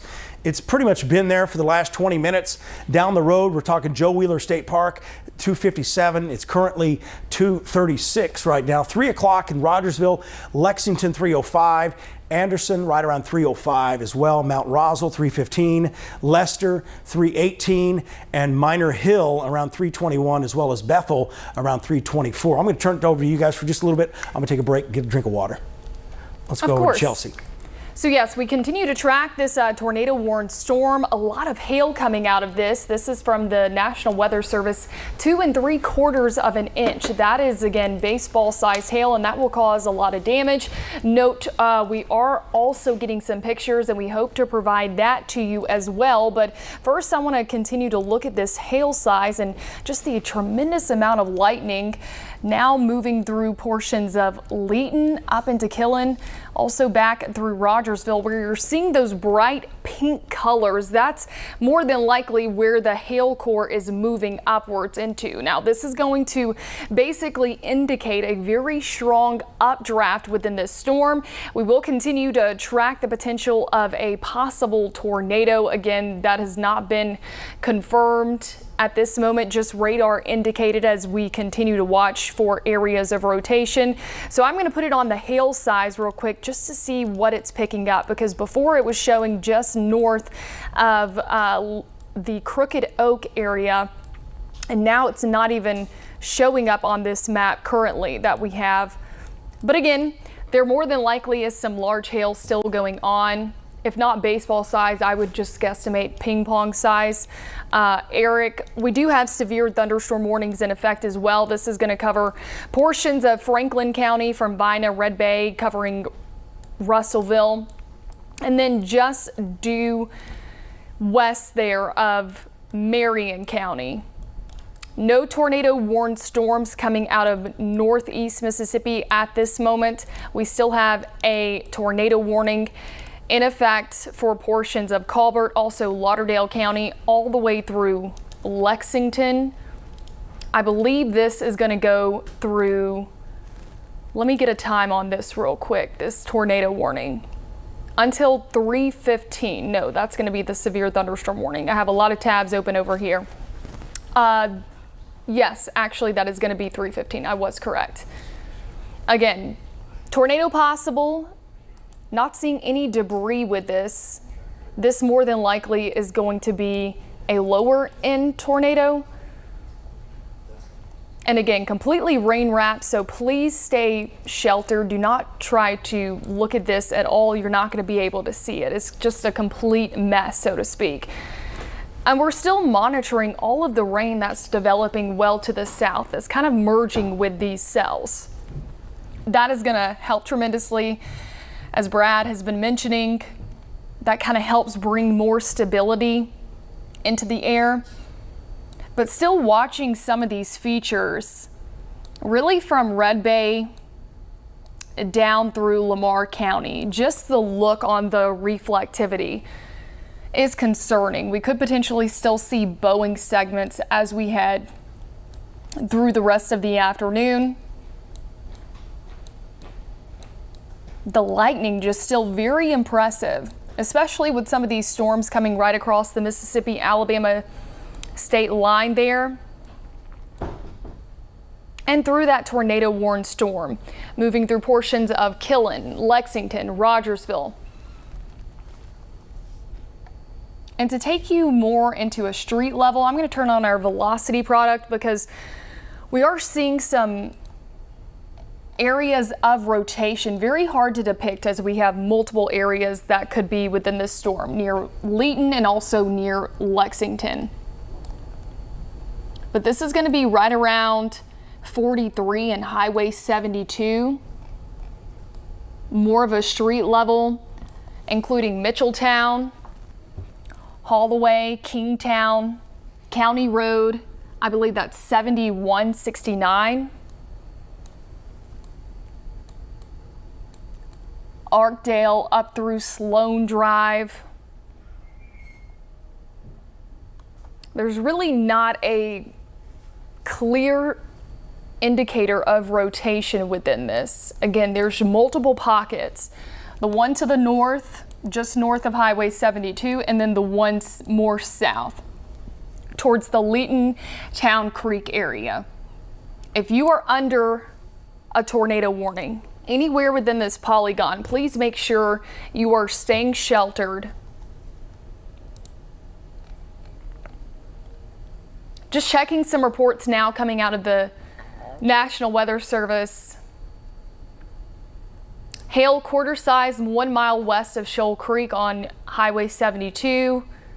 We do have a flash flood warning in effect as well. I believe this covers Franklin, Colbert, also portions of Lauderdale County. No, rainfall rates are very heavy and they're going to continue to be heavy throughout the next 2 to 3 hours. Very messy setup we have right now, and a lot of the rain that's happening, like I mentioned, to the south of some of these supercellular storms, maybe completely cutting off the inflow, which is, again, a very, very good thing. Still stay in your shelter. If you're in the Shoals, Florence, up through Killen, Lexington, Rogersville, Cherokee, I've been seeing some comments asking, are we okay? Yes, if you live in Cherokee, you're okay. Just dealing with some heavy rain, and you're probably hearing some crazy thunder right now from all of that lightning. Now I'm going to go ahead and join you over here, Chelsea. Sure Take thing, control. Brad. Again, we're working on the connection to the hand tracking back in the back. So USB connection sounds like what the problem is. But fortunately, we're just dealing with large hail and some lightning out there. Again, it's pretty intense lightning going on. But we also are watching the tornadic threat too. So we can go back over to, just go to the radar source here, and we'll kind of move around here and talk about what's going on with these storms back here just off to the west. And with those storms there, what we're seeing is they're running into this rain. So that's good news. This is all really good news as far as the overall threat for severe weather. Notice the lightning's down a bit in some of these areas too as you get west of Russellville. I mean, it's pretty intense over Red Bay right now, but overall, we just continue to watch that potential for strong to severe storms moving across the area, expanding the view, looking farther south. We've got some of these other storms that they're going to fire up, but again, they're going to move into this rain-cooled air. And overall, I would say this looks a lot better than what we had looked at or predicted earlier in this event with it developing. So that's very good news overall, and we just continue to monitor that threat for severe weather. Let's draw something on here real quick. Again, we're going to test this out. I'm going to put a storm track on this area over here near Florence, and we're still watching the back edge of this area, so I'm going to track that there and move that northeast. So again, Joe Wheeler State Park at 313, Rogersville 316, Anderson 318. That's for the back side of the storm that may actually produce a tornado. The other part of the storm's already moving in, the northern side. So again, this will be the area that's most concerning with the potential for damaging winds, but overall still not looking at too big of a tornado threat here with that.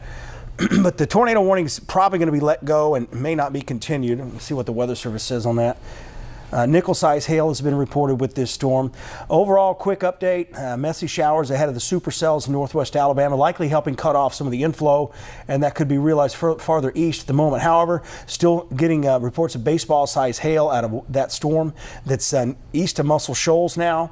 And we're still watching areas clearing in eastern Mississippi, instability, a lot of shear ahead of it. So any cell that taps into this instability farther south will be the ones capable of damaging straight line winds and the possibility of tornadoes. So as we zoom back in here and we start talking about the threat for this large, potentially baseball-sized hail continuing, again, this is pounding rooftops here south of Killen and continues to show signs of significant lightning, very heavy rain.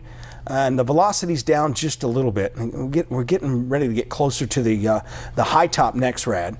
And again, this kind of looks like just a big mess, doesn't it? As we take a look at the heavy rainfall, we'll continue to watch heavy rain and lightning continue to move off to the east-northeast. But what I was just reading you was from the National Weather Service office in Huntsville, and it's talking about all these showers and storms to the south, basically keeping the instability at bay.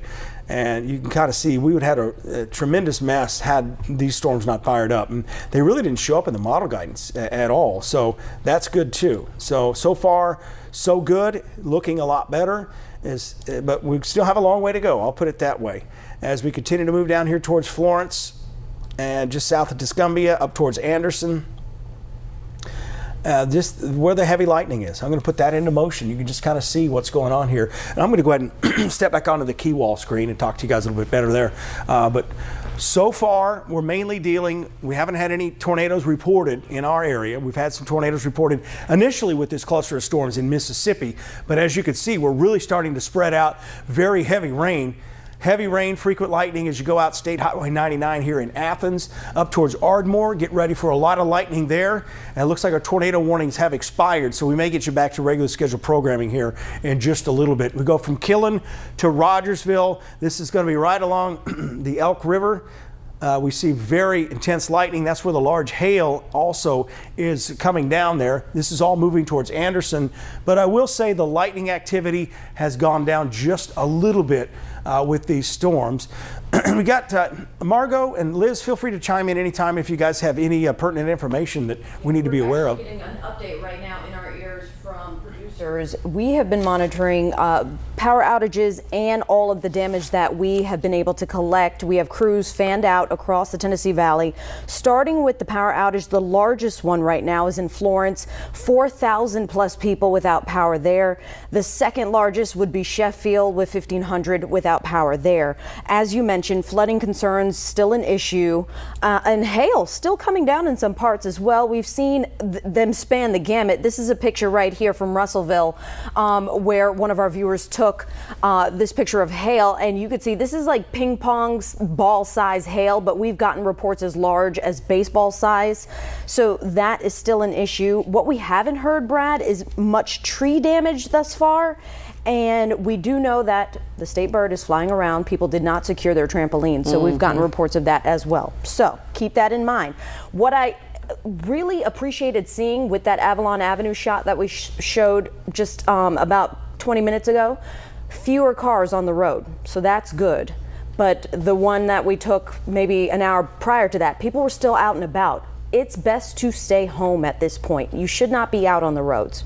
Liz? Yeah, we did have that window earlier today, so that was good. Liz? Chelsea mentioned the apartment fire in Moulton at 30550. That is Byler Road in Moulton. We're trying to ascertain exactly what is happening there. We've seen reports on social media that the apartments there are being evacuated after being hit by lightning. Again, these are just social media reports. Chelsea, I don't know if you have those confirmed, but we understand that the residents there are being evacuated at Fieldstone Apartments. And that again is in Moulton, right along Byler Road. What you're looking at is a picture of street flooding. This is in Florence. This is from our viewer, Bethany Lovelace. You can see water covering that intersection right there, and this is going to be the issue throughout the day. We're getting a lot of rain, which is exactly what we want to see to sort of stabilize this atmosphere, but the flooding will be the back end of this issue once all of these storms pass through. Yeah, that's definitely, we're looking at some of the model guidance was showing the potential for up to 7 inches of rain, and I really think the brunt of the rain is going to end up over Florence and northwest Alabama and continue to slowly track to the east. Let's go over to Max 1. That's where we've got the heavy rain, or do you have Max 2? Yeah, Max 2. Let's do Max 2 then. So again, we're rebooting our radar computer, and this is what we continue to monitor over here near Rogersville. The hail size is going down. We're getting reports of some nickel-size hail with these storms from Lexington down to Rogersville. So, and we're starting to see the lightning intensity go down a little bit. But again, this is still a dangerous storm as far as the lightning goes, and there's a possibility of some damaging straight-line winds. But we're not quite seeing the tornado signatures with these storms. So we've got severe thunderstorm warnings in effect. This is moving towards Elkmont and eventually up to Ardmore, Athens, the west side of town. The lightning's really picking up there, and you get here to Lexington to Rogersville. So this is the area most likely to see hailstones here, and probably looking at nickel, maybe quarter-size hail at the most with this. So Killen, pretty much right now, just before 3 o'clock, Cortland 301, Rogersville 311, Whitehead 313, Anderson, that is, at around 320, and Athens at 330. And you're probably wondering, Athens, it's already raining here, but again, this will be the most intense part, and this is going to end up on the north side of Athens and eventually up there towards Elkmont around 340. So good storm track there. Muscle Shoals, you guys can get out of your shelters. We have some high wind down here towards Hillsboro, and we're still looking at areas near Littleville for some very heavy rain and frequent lightning, but we're not seeing any tornado circulation. I don't think we've got anything over, say, 50-mile-per-hour wind here in Florence or Muscle Shoals. There's still lightning, there's still heavy rain, and for right now, and probably for at least the next 20 to 30 minutes, your main threat over here, outside of a few cloud-to-ground lightning strikes, is going to be flooding. And you saw the flooding is starting to come to pass here with those areas. As we expand the view out, notice down here towards Arab, we always watch areas from Coleman County moving into Joppa and Arab for new development. Right now, this is rain. This is hopefully becoming a rain event. I know we had hoped for that in the past, but Hillsboro, Hartselle, Russell, very heavy rain, Decatur, Huntsville, Hazel Green. But we just don't want to take our eyes off of this as we continue to watch this entire storm system unfold. As we switch radar sources and go back here towards Russellville and Red Bay, that's where we have very heavy rain that continues. You've kind of been getting hit hard here in Red Bay for several hours now, at least 2 straight hours. And we've got that new storm coming out of Red Bay. It's going to move pretty much right down Highway 24 into Russellville. Heavy rain, lightning, and the possibility of some isolated damaging winds. Same thing down there in Hackleburg. Here's the storm track for that storm. Russellville, looks like about 3:31, and it's just 7 minutes now before 3 o'clock. So about 40 minutes time. Littleville, Russellville, eventually down to Hatton. And it's raining there now, but this is going to be the more intense thunderstorm coming in from the west, one they got the severe thunderstorm warning out for. Littleville around 3:40, Newburgh 3:43, Hatton just before 4 o'clock. So again, that's that storm track there. Keeping an eye on the out west. As you get farther west into Mississippi, that's where the cold front itself is. That's coming in. It's not going to be terribly cold tomorrow. Temperatures will be in the 60s, so there's some good news with that too. But overall, looking at the potential for damaging straight line winds with this storm and also some large hail. We're probably seeing less than quarter size the way things look right now. So again, about 319 in Hackleburg. You're having heavy rain there now. And there's other storms back here just to the west of Tupelo. And again, a quick look down here towards Tuscaloosa. Boy, we've got a nasty storm here. You want to do a storm, let's put that into motion. We're going to put a storm track on this for Tuscaloosa. This is a significant supercell. These are the storms that are capable of those higher end tornadoes. And this one's moving east and north, actually may stay west of Tuscaloosa as it's starting to move more north towards Aliceville. So these are the storms we've been very concerned about seeing on radar. And there's that one right there. It's going to be close to Tuscaloosa around 340, probably. It's moving more northeast. So again, this would be a heads up. You have students down at Tuscaloosa around 340, a possible tornado will move in there. But again, the way it looks, it's more likely to move more towards, say, Samantha and just off to the north as it continues to move northeast. So let's expand this view out and see the proximity here to Coleman County with these storms coming out. So we've got these supercells that are starting to fire up. We've got this one here east of Columbus.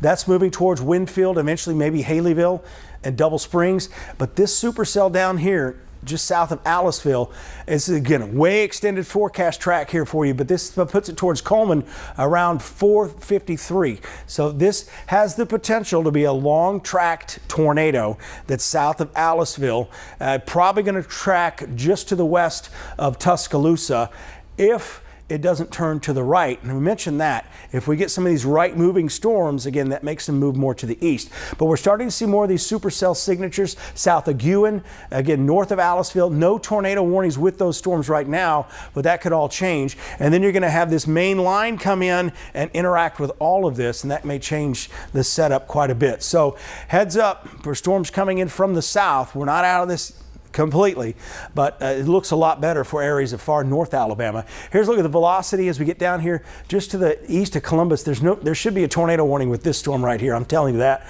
right now. We've got tornado circulation here, and it's a supercell. That's east of Columbus, and that's going to move towards Vernon and maybe even Fayette and up to Winfield. And this is going to be areas down here to the south. There's another storm. So all three of these storms are lining up. This is what we thought we would see more of today. And so far it's happening just south of us, but they are moving to the north. Again, new tornado warning west of Tuscaloosa for this Aliceville storm south of Aliceville. That's where they're probably going to see baseball, maybe a larger hail with that particular storm. So here's a storm track on this storm that has rotation now. Again, this is down the road. Haleyville probably looking at, well, it just popped off there. It's okay. But again, Haleyville, Winfield, Fayette, and eventually up into southern Lawrence County across the Bankhead National Forest with this storm here. Again, it's got a long way to go, but we told you we would be giving you these extended storm tracks, and this is well extended. And there can be large errors with extended storm tracks, but we're giving you the heads up. Phil Campbell, It's possible, but most of this may track. You kind of look at the center of where this is going. This puts it up into Morgan County, probably just before 5 o'clock, east of Haleyville, around 4:30 or so. Again, this is going to cross the Bankhead National Forest. This storm here, again, it doesn't have a tornado warning on it, but it probably should because it's rotating quite a bit.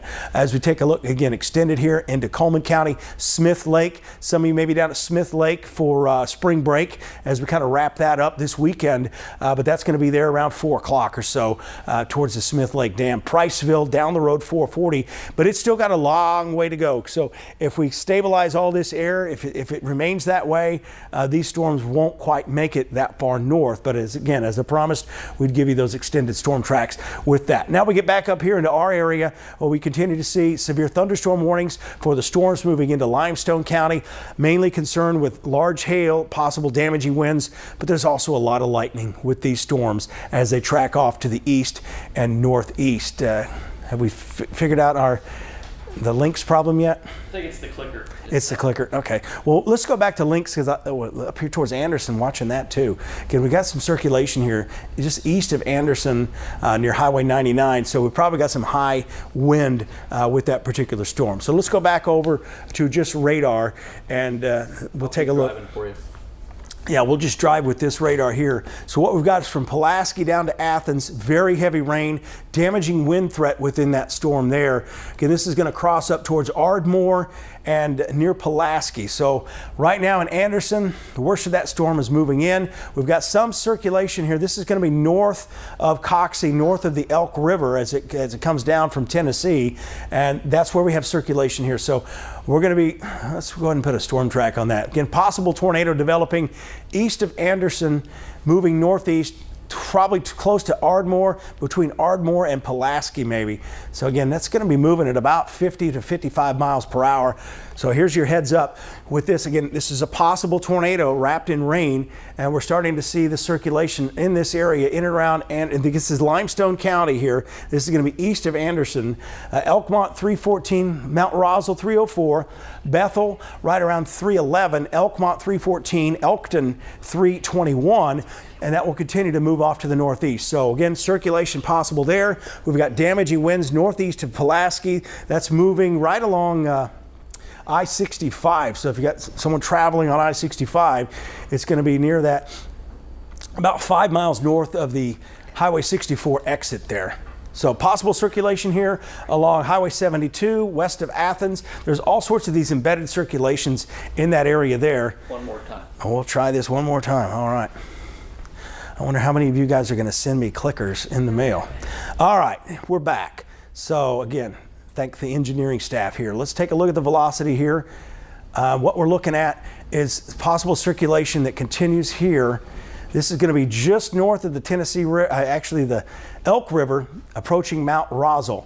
So again, if you're in these areas, I would be seeking shelter for a possible spin-up tornado in this area, and that continues to move to the east towards Elkmont. West of Athens, we've got very heavy rain there, and that continues to be a problem for driving, of course. We don't recommend driving out there in all of this. So very heavy rain. We're going to turn the lightning back on here in just a second as well, because that's probably increasing a little bit. And there it is. Okay, I thought we were having that problem again. So we switch over to the radar. Very heavy rain, frequent lightning. Flooding is probably becoming likely, especially some of these county roads up here. And you get up into Limestone County, roads get real windy. Be very, very careful if you have to venture outside. We've got possibility of falling trees, and we've got tremendous lightning and flash flooding going on there. So severe thunderstorm warning up here in Pulaski, Athens under a severe thunderstorm warning, and Florence still under the severe thunderstorm warning. Excuse me, but most of this is now east of you. As we get back here towards Russellville, let's switch radars, and we're going to get down to that other storm here in a second too. But we don't have any twisting wind in here, but we just got a lot of wind. There's a lot of wind going on in that thunderstorm there moving into Russellville. So more high wind, damaging wind threat here, really all across the county here. May get trees down county-wide in some cases with this. And Red Bay, And another storm just east of you now that moved through in the last 15 minutes. You get down here towards Vina, and there's high winds. So as we kind of pinpoint these winds here, what we have, mostly looking at, I would say, 50 to 60 mile per hour winds. There's 61 there, and then we've got about 68. You get west of Hodges, and it's right around 58. So this whole blend in here, we've got strong gusty winds moving through, the potential for damage with those mainly straight line winds here, and that's why we've got that severe thunderstorm warning out for that. Now as we go farther south, we continue to see a lot of lightning here with this Tuscaloosa storm. Again, this so far, I would call this the storm of the day down in west of Tuscaloosa. Tremendous amount of rotation going on. But as you can see, this storm here, unless it turns to the right, there's the latest update, it's man, that's just, you don't want to see this at all. So we've got a really bad supercell thunderstorm here, very large hail moving into Aliceville, and it's going to be close on the west side and the north side of Tuscaloosa. So again, we're watching this. We'll keep an eye on it, keep you up to date on that as well. And you get farther north, and this is where it kind of gets choked off a little bit, but we still see rotation in some of these storms, particularly this one here. There's two areas. This is mainly high wind here south of Guin, but you got a possible tornado signature down here as we get in a little bit closer here, and work my way back down here into this storm. This storm here, it's really close to the radar too. So we've got really good information with this storm east of Columbus. This is going to move up towards Millport, eventually Kennedy and Fayette. Again, this is outside of the viewing area, but we've got a lot of people watching here on social media as well, probably doing a lot of sampling. And as we take a look at storm relative velocity, again, there's a circulation here that we're going to have to keep watching as this moves to the north. It's still probably an hour, maybe hour and a half from our viewing area. So let's get back into the viewing area. And as we get in closer, we get west of Russellville. A lot of lightning still going on there. I'm going to switch back over to the high top next rad, and we're going to watch this storm over here near Anderson and just to the northwest of Athens. Doesn't quite show the significant rotation. It had some stronger rotation earlier, but there's something going on in this storm, I'll tell you that. And so right over Mount Roswell, moving towards Bethel. Stay away from your windows as this storm approaches. The possibilities there for damaging straight line wind, and you could get a spin up tornado in this as well. Just the environment's so heavily sheared, we call it. Lots of wind shear out there. So that's that storm moving towards Ardmore. And elsewhere, we don't really have any circulations going on right now. We don't have any tornado warnings out for our viewing area, but we're going to stay here and we're going to continue to monitor this for you, at least for the next several minutes. Very intense lightning with this storm, and this is going to come up towards Elkmont and Elkton and move east, and it could threaten Fayetteville. I haven't talked about Fayetteville much today, but here's this storm track on this storm moving northeast. We're going to put that at about 54 miles an hour. So Fayetteville, you've got storms in the area now. The more intense storm is this one over here east of Anderson, northwest of Athens, moving into Elkmont. So this puts it in Elkmont at 308, the north side of Athens at 308, Ardmore 317, Bellevue 336, Fayetteville 336, and Tullahoma around 402. So again, that's the track of the most intense part of the storm. You've already got storms in the area as we speak right now. So that'll continue to be moving in your direction. Over here towards Scottsboro and Albertville, Fayetteville's the worst part. Albertville, Fort Payne, and Boaz, there's nothing going on yet, but your winds are probably increasing as we get those gradient winds just racing through the area, and that's how pretty much everything's going into play. Let's take a look at this storm here. Again, when you get the radar we're looking at now is over here in Jackson County, and when you start to see these high storm tops that far away, bears watching, probably some large hail in that storm. So we're going to switch over and you get a completely different view of that storm south of Baldwin. So this is a nasty storm here as well. That is moving east.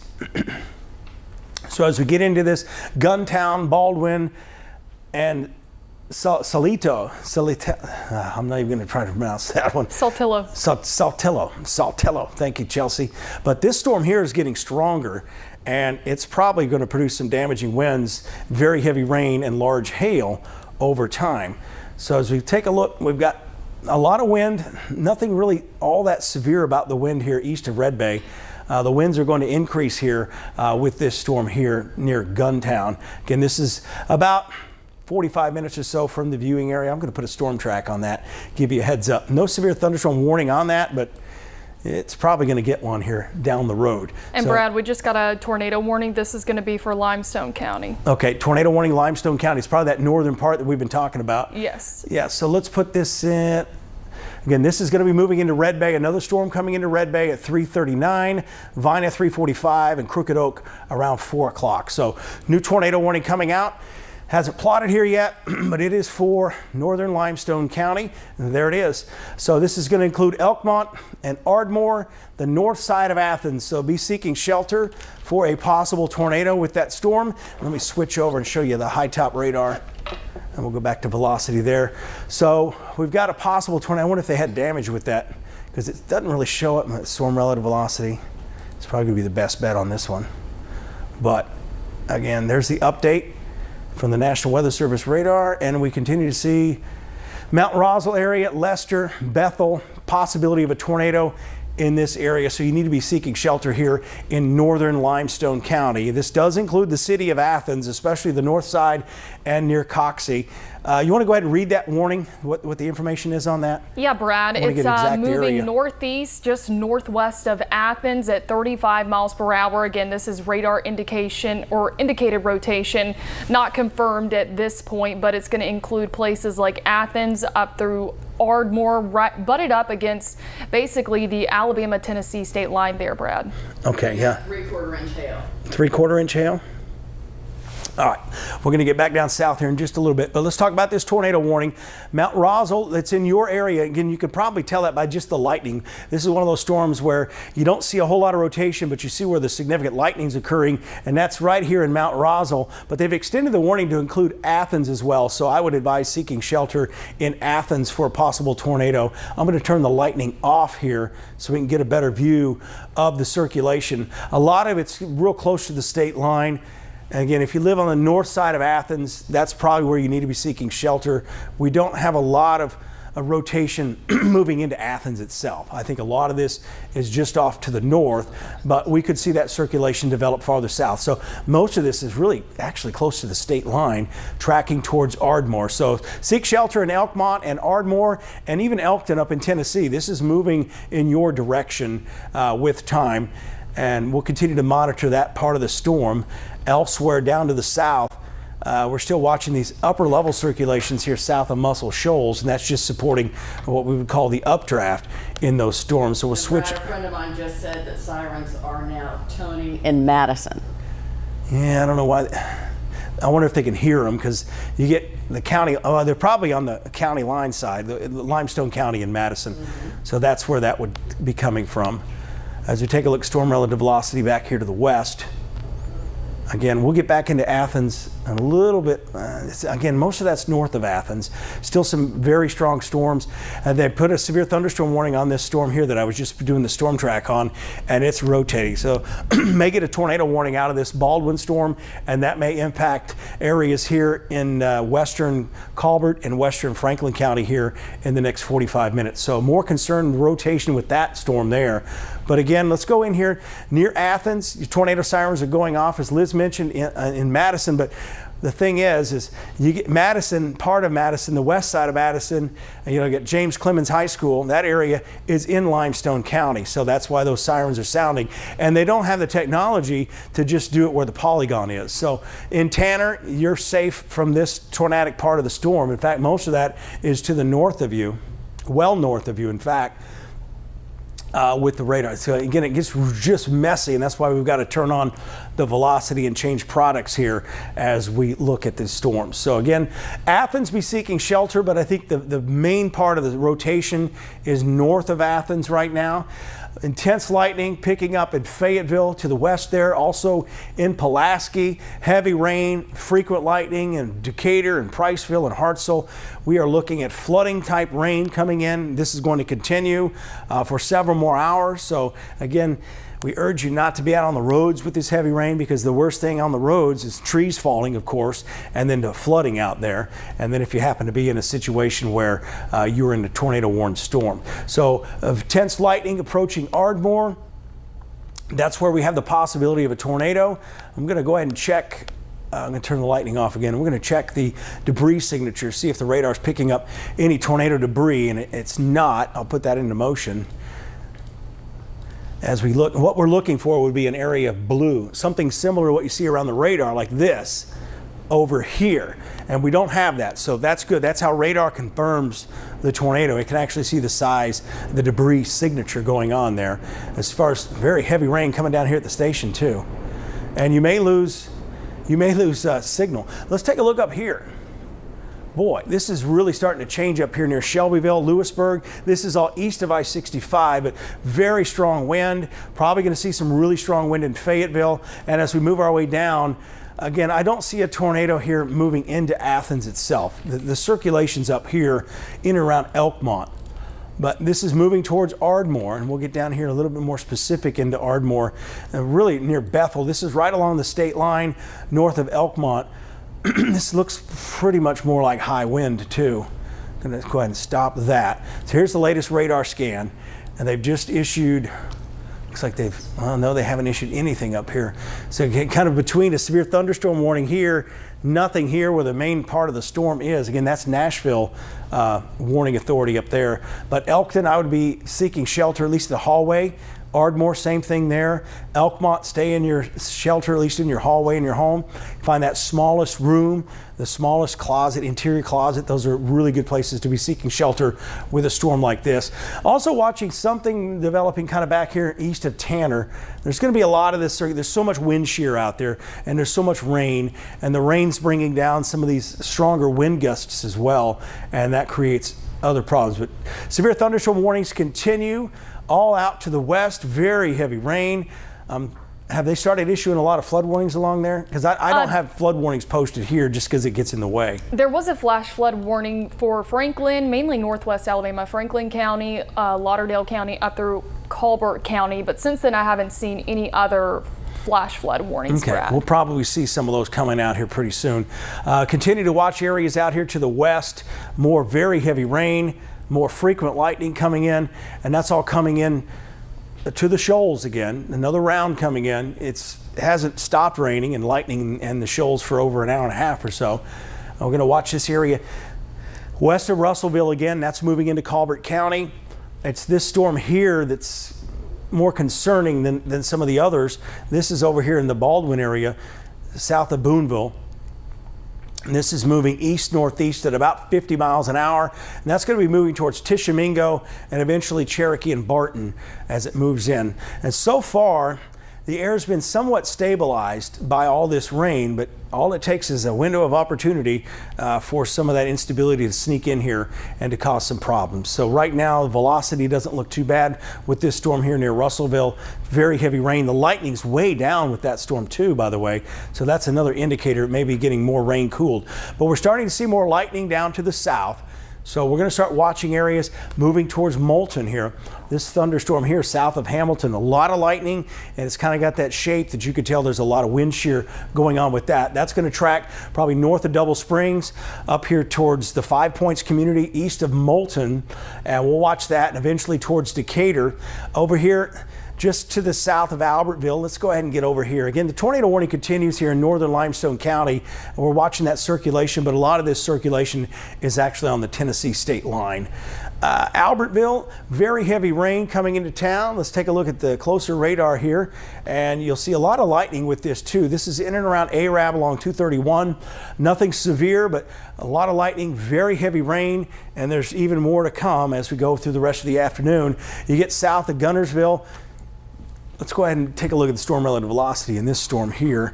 We'll watch it again. You want to watch these southern and eastern storms very closely. We're not seeing any rotation right now, but we will keep an eye on that as that moves off to the east and northeast. Do we have, Nolan, do you got more report over there? I see you standing over there. Yeah, let me know if we can go to anybody else here. I mean, we don't, again, we have that tornado warning. It's north of Athens, right on the state line. We're going to get back to radar coming up in a few minutes. Let's take a look at some of the storm reports that we have. I want to talk a little bit about what Morgan County Sheriff Office and what they're doing to try to keep you safe. We're talking about these storms. That means power outages. But first responders, firefighters, police officers, sheriff deputies, they have all gone above and beyond to try to prepare for today's storm.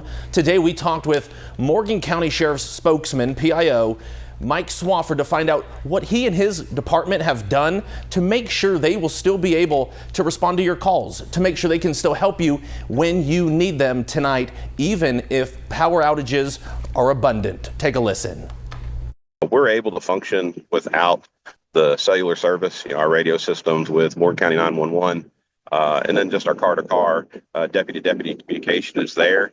So as far as our operations, we're still able to respond and do what's needed. He also says they have a fleet of four-wheelers and more sheriff deputies will be using those. Of course, when trees come tumbling down and there's debris that you have to try to navigate, they might not be able to stay in their patrol car. So they will still have you covered. And of course, Morgan County is not the only sheriff's department with this technology. There are several others all across the Tennessee Valley. So if you are new to the area and you might be wondering, how safe is it? It is scary. We're talking about storms and severe weather. Just know that there are a lot of people, first responders, who have some technology that can help you. Very good. Thank you, Nolan. Brad, do you need to cut in before we go to Callie Neese in Morgan County? No. Very good. Callie Neese, join us. Tell us what you're seeing over there where you are. I got here just a few hours ago. The clouds just started rolling in, but within the past couple of minutes, the rain has started to pick up quite a bit. Just a little bit ago, I spoke with the EMA director, and he was telling me that in the next 15-20 minutes, we're going to start seeing the severe part of the storm start to hit the area, and then there's no telling how long it may last. He said it looks like a big storm. The wind has died down just a little bit. When I first got here, it was pretty gusty. You could see lights swaying, trees swaying, but things seem to be moving pretty smoothly right now. There's a lot of people inside the shelter at the Morgan County Courthouse. I've seen people come in and out all day today. I've just been trying to stay dry, coming in and out. But right now, things seem to be all right, but things will get worse. They're saying that there's warnings over in Limestone County right now, which is not too far from here, but everything seems to be all right now. Deanna, if you give them a look at that rain, you can see it's starting to pool up in the parking lot just a little bit. The roads don't look like they're flooding quite yet, but I can't say that's not a possibility. But the wind is dying down, and we're just going to keep an eye on what's going on right now. Try to stay safe, but keep you informed. Reporting live in Decatur, Callie Neese 48 News on your side. Thanks a lot, Callie. No, we have seen that parking lot knee deep in water in years past. Yeah, there's a view of Decatur. I believe that's the Hudson Memorial Bridge. Hudson Memorial Bridge there. Very heavy rain. Again, let's get back to the radar. We continue to track storms across the area. There is that tornado warning, but I think most of that rotation is north of the state line. Just a lot of heavy rain here within this thunderstorm. We'll just continue to monitor that as we go into the next 15, 20 minutes or so. Again, this is kind of showing signs that mesocyclone is not quite fully together, so to speak. So let's take a look at the velocity in here. Again, this is going to be the storm. The circulation is now over Elkton. Again, we've got a tornado warning, but there's no tornado signature anywhere in Limestone County right now. I just want to make sure you're aware of that. So if you've been seeking shelter, again, I think you're fine. That circulation is actually over Elkton right now, and that's going to be moving to the northwest side of Fayetteville here over time. So let me put a storm track on that real quick for you. Again, this is going to be the Elkton area. I'm going to expand the view, actually. Boy, that really wrapped up. Look how fast that wind, look at that wind just flying. That's probably 70, 80 mile an hour in the upper levels. And this area here is just north of Shelbyville, probably seeing 70 plus mile per hour winds in that. So just an idea how quick things can change with this environment. So that wind is moving north of Fayetteville. Going to put the storm track here on the Ardmore area. In fact, that circulation's disappeared even more. So here's that area of circulation that we're monitoring north of Ardmore. Again, your winds are going to pick up in Ardmore, but overall I don't see a huge threat for a tornado with that. They're probably going to let that tornado warning expire or cancel it out early. So there's the area near Ardmore. Moving towards Fayetteville, I'm going to put it at about 45 miles an hour. Again, high wind is the primary concern with this storm here coming in from the west. Fayetteville around, let's get Bellevue in here as well. Bellevue 337, Fayetteville 342, Winchester 416, Estill Springs 417, Tullahoma 417, and Deckard up here in Tennessee near Winchester. That's going to be around about 420 or so. But there is strong gusty winds moving into Fayetteville right now. Let me see if we got anything for the Weather Service canceling that warning. Brad, they are going to be expiring that one soon. Okay, that warning's going to expire. Again, this tornado warning you see on the screen is going away. Circulation clearly well north of Athens the entire time, and we picked that up early as well. So let's kind of reset the view here. We're going to take a trip down towards Tuscaloosa, give you an update on that storm here in just a second. But we've got widespread heavy rain coming in. We're watching storms here on the edge. I'm going to get into this one first that's in around just west of Albertville and Douglas, and that's going to be near Arab. We're going to get to that. That's going to track towards Scottsboro.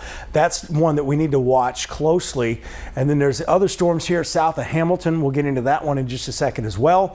Russellville, you're still under severe thunderstorm warning, but I think that warning is probably going to be allowed to expire before another one is issued. There will likely be another one down the road. So let's get down here towards Arab. This storm's moving into Gunnersville. We probably get a good view of this on our Gunnersville camera here in just a few minutes as it gets closer. Take a look at the velocity. I will put a storm track on this as well. So this storm's getting stronger. Probably seeing some smaller hail with this storm near Arab. So we'll watch that, but it's got the shape to it we'll have to watch just due to the wind shear. So let me go and put a storm track on this area down here, just to the southwest of Gunnersville near Arab. So Arab, a lot of lightning with that storm. That's moving northeast. I'm going to put that probably at about 46 miles an hour, maybe even higher. So we're talking Gunnersville 335. Gunnersville State Park, which is east of Gunnersville, 343. Langston, right around 4 o'clock. 5 section, Shiloh, a little after 4 o'clock. The Northeast Alabama Community College area near Rainsville. That's going to be right around 408. Powell, 408. Dutton, 411. Rainsville, 411. Sylvania, 415. And Henniger, 421. We're going to watch this. Main reason I want to watch this is it's highly sheared in this area. This is also an area where the forecast guidance was putting those helicity tracks, and it was putting it right along the lake here. So again, that's why we look at that model guidance closely. We'll watch that as it moves east-northeast.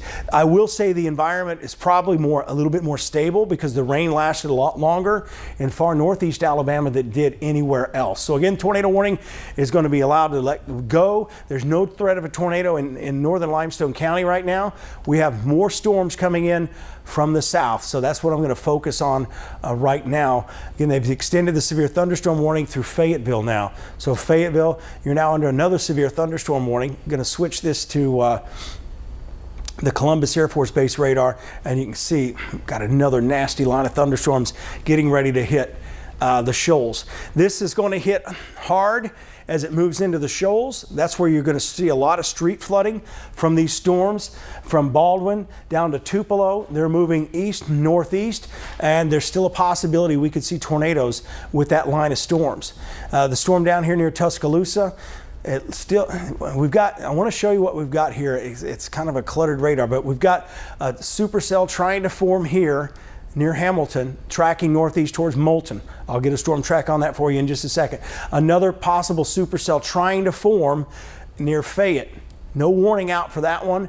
And then, of course, we have the large supercell down here near Tuscaloosa, which is possibly producing, I don't see a color change here, so far no confirmed tornado, but we're going to go in and investigate this a little bit more. Turn off the lightning, turn the storm relative velocity on, and you can see the concern here. We've got a fairly significant circulation. They've just issued the tornado warning now that does include Tuscaloosa. This is going to be on the northern side of Tuscaloosa. Excuse me. Shear rates probably starting to max out with this storm. Actual velocity. So this is a dangerous storm. If you have students down in Tuscaloosa, they need to be seeking shelter for this storm. Chelsea and I were talking earlier about how this storm could actually turn to the right more, which would move it farther east. So they need to be seeking shelter down in Tuscaloosa. Just bear in mind, at this current track, the worst part of this storm is going to be probably north of Tuscaloosa in the Northport area and out towards the lake, which is north of Tuscaloosa too.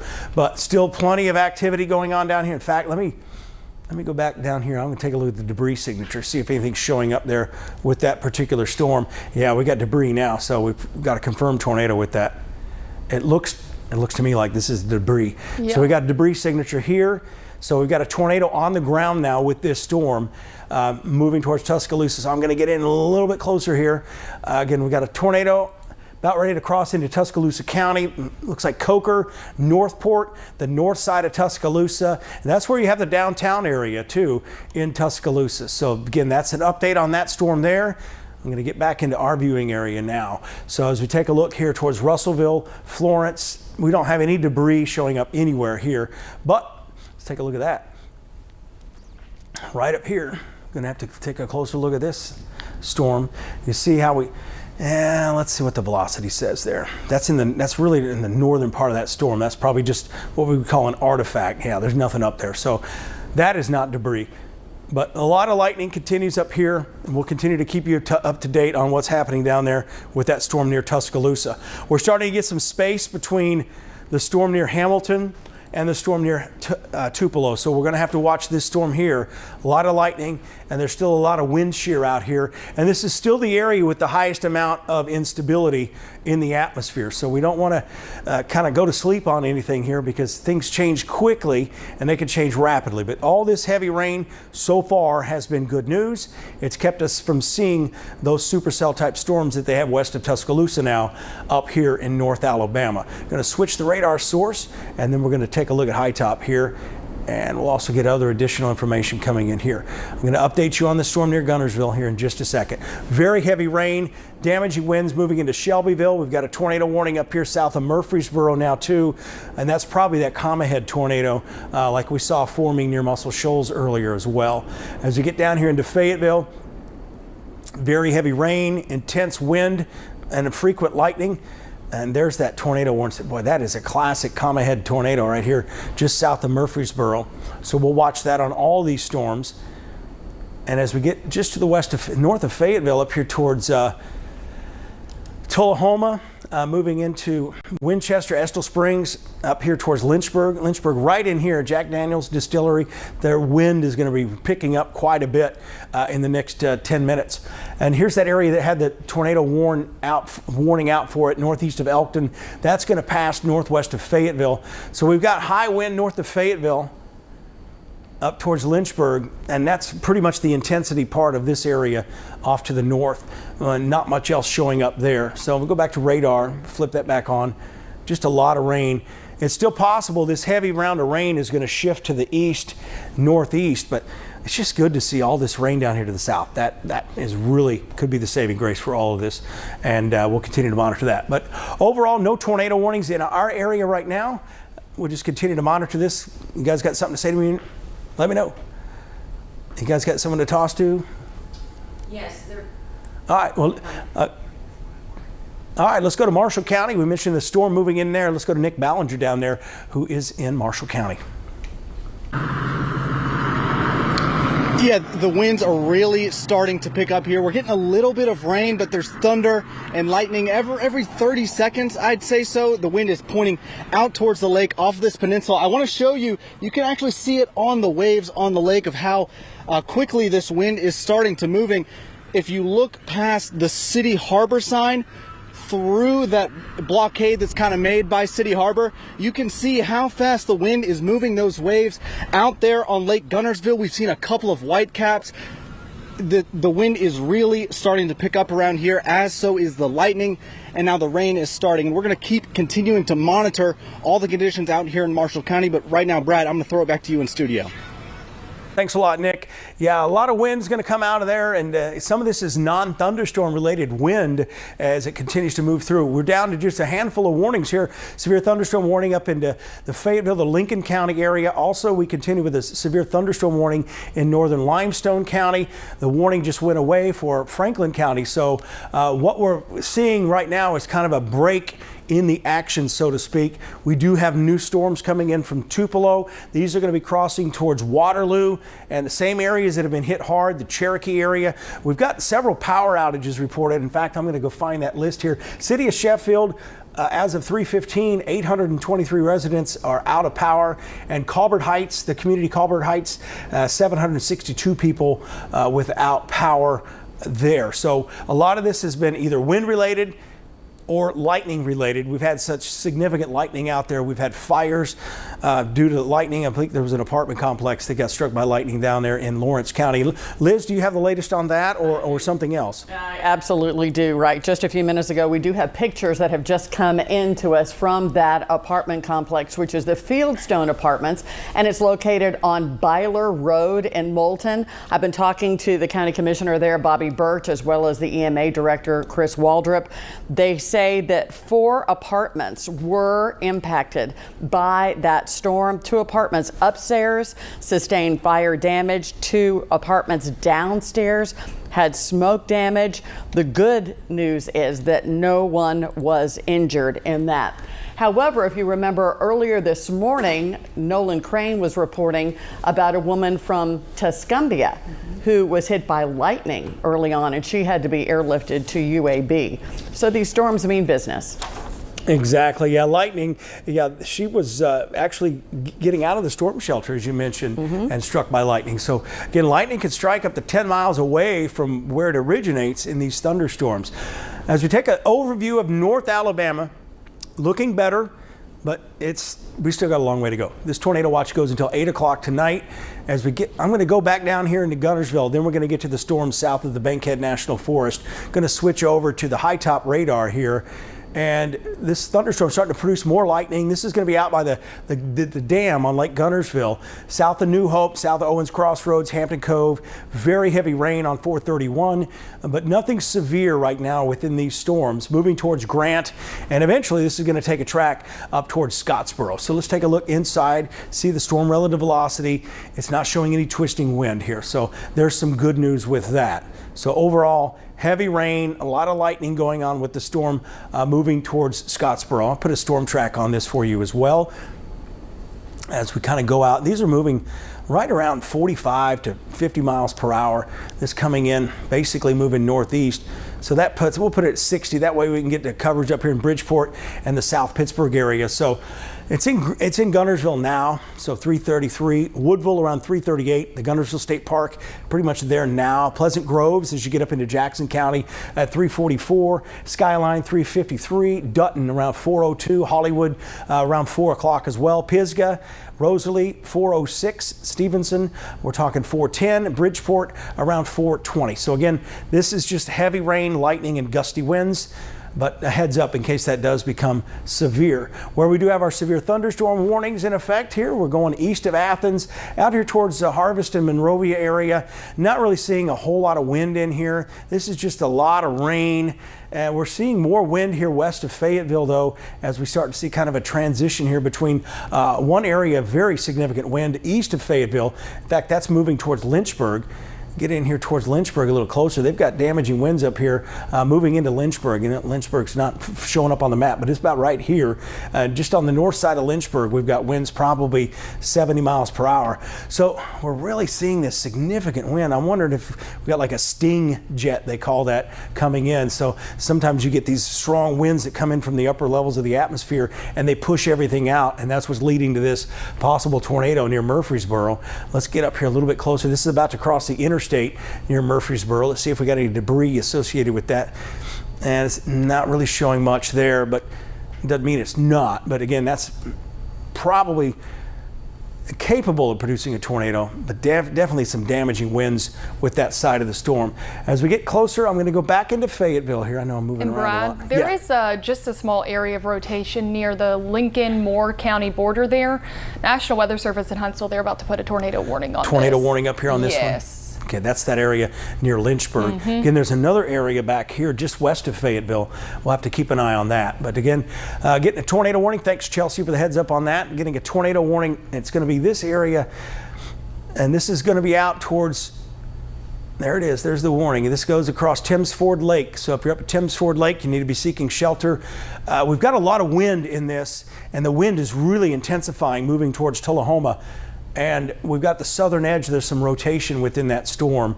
Not a lot of lightning here, which indicates we don't have a lot of instability, but we've got a lot of wind shear, and those higher winds are coming in. So again, south of Tullahoma, the Lynchburg area, be seeking shelter for a possible tornado and or straight line winds, which could exceed 80 miles per hour from this storm up here, moving towards Estill Springs and Tullahoma. Those are those that you can get our broadcast. Most of you are probably getting this on social media and maybe our app as well. But a lot of lightning, very heavy rain. There's going to be a flooding threat with this as well.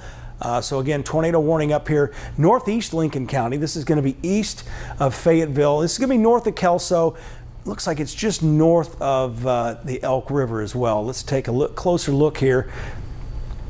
Definitely north of Huntland, although your sirens are probably going off there. So we get east of Fayetteville. And let's get in street level up here. Here's Kelso. It's just north of Kelso where the lightning's picking up. Mulberry, you're under the tornado warning, so we're talking 10 minutes, and then you could probably get out of your shelter from that storm. It's moving that quick and moving on towards the north side of Thames Ford Lake. Little gusty winds now. Let's take a closer look here, right on County Line Road here. Railroad Bed Road is what it would be up here. You get farther north up into Limestone County. Some gusty winds north of Harvest. This is Highway 53 as you go from Ardmore south.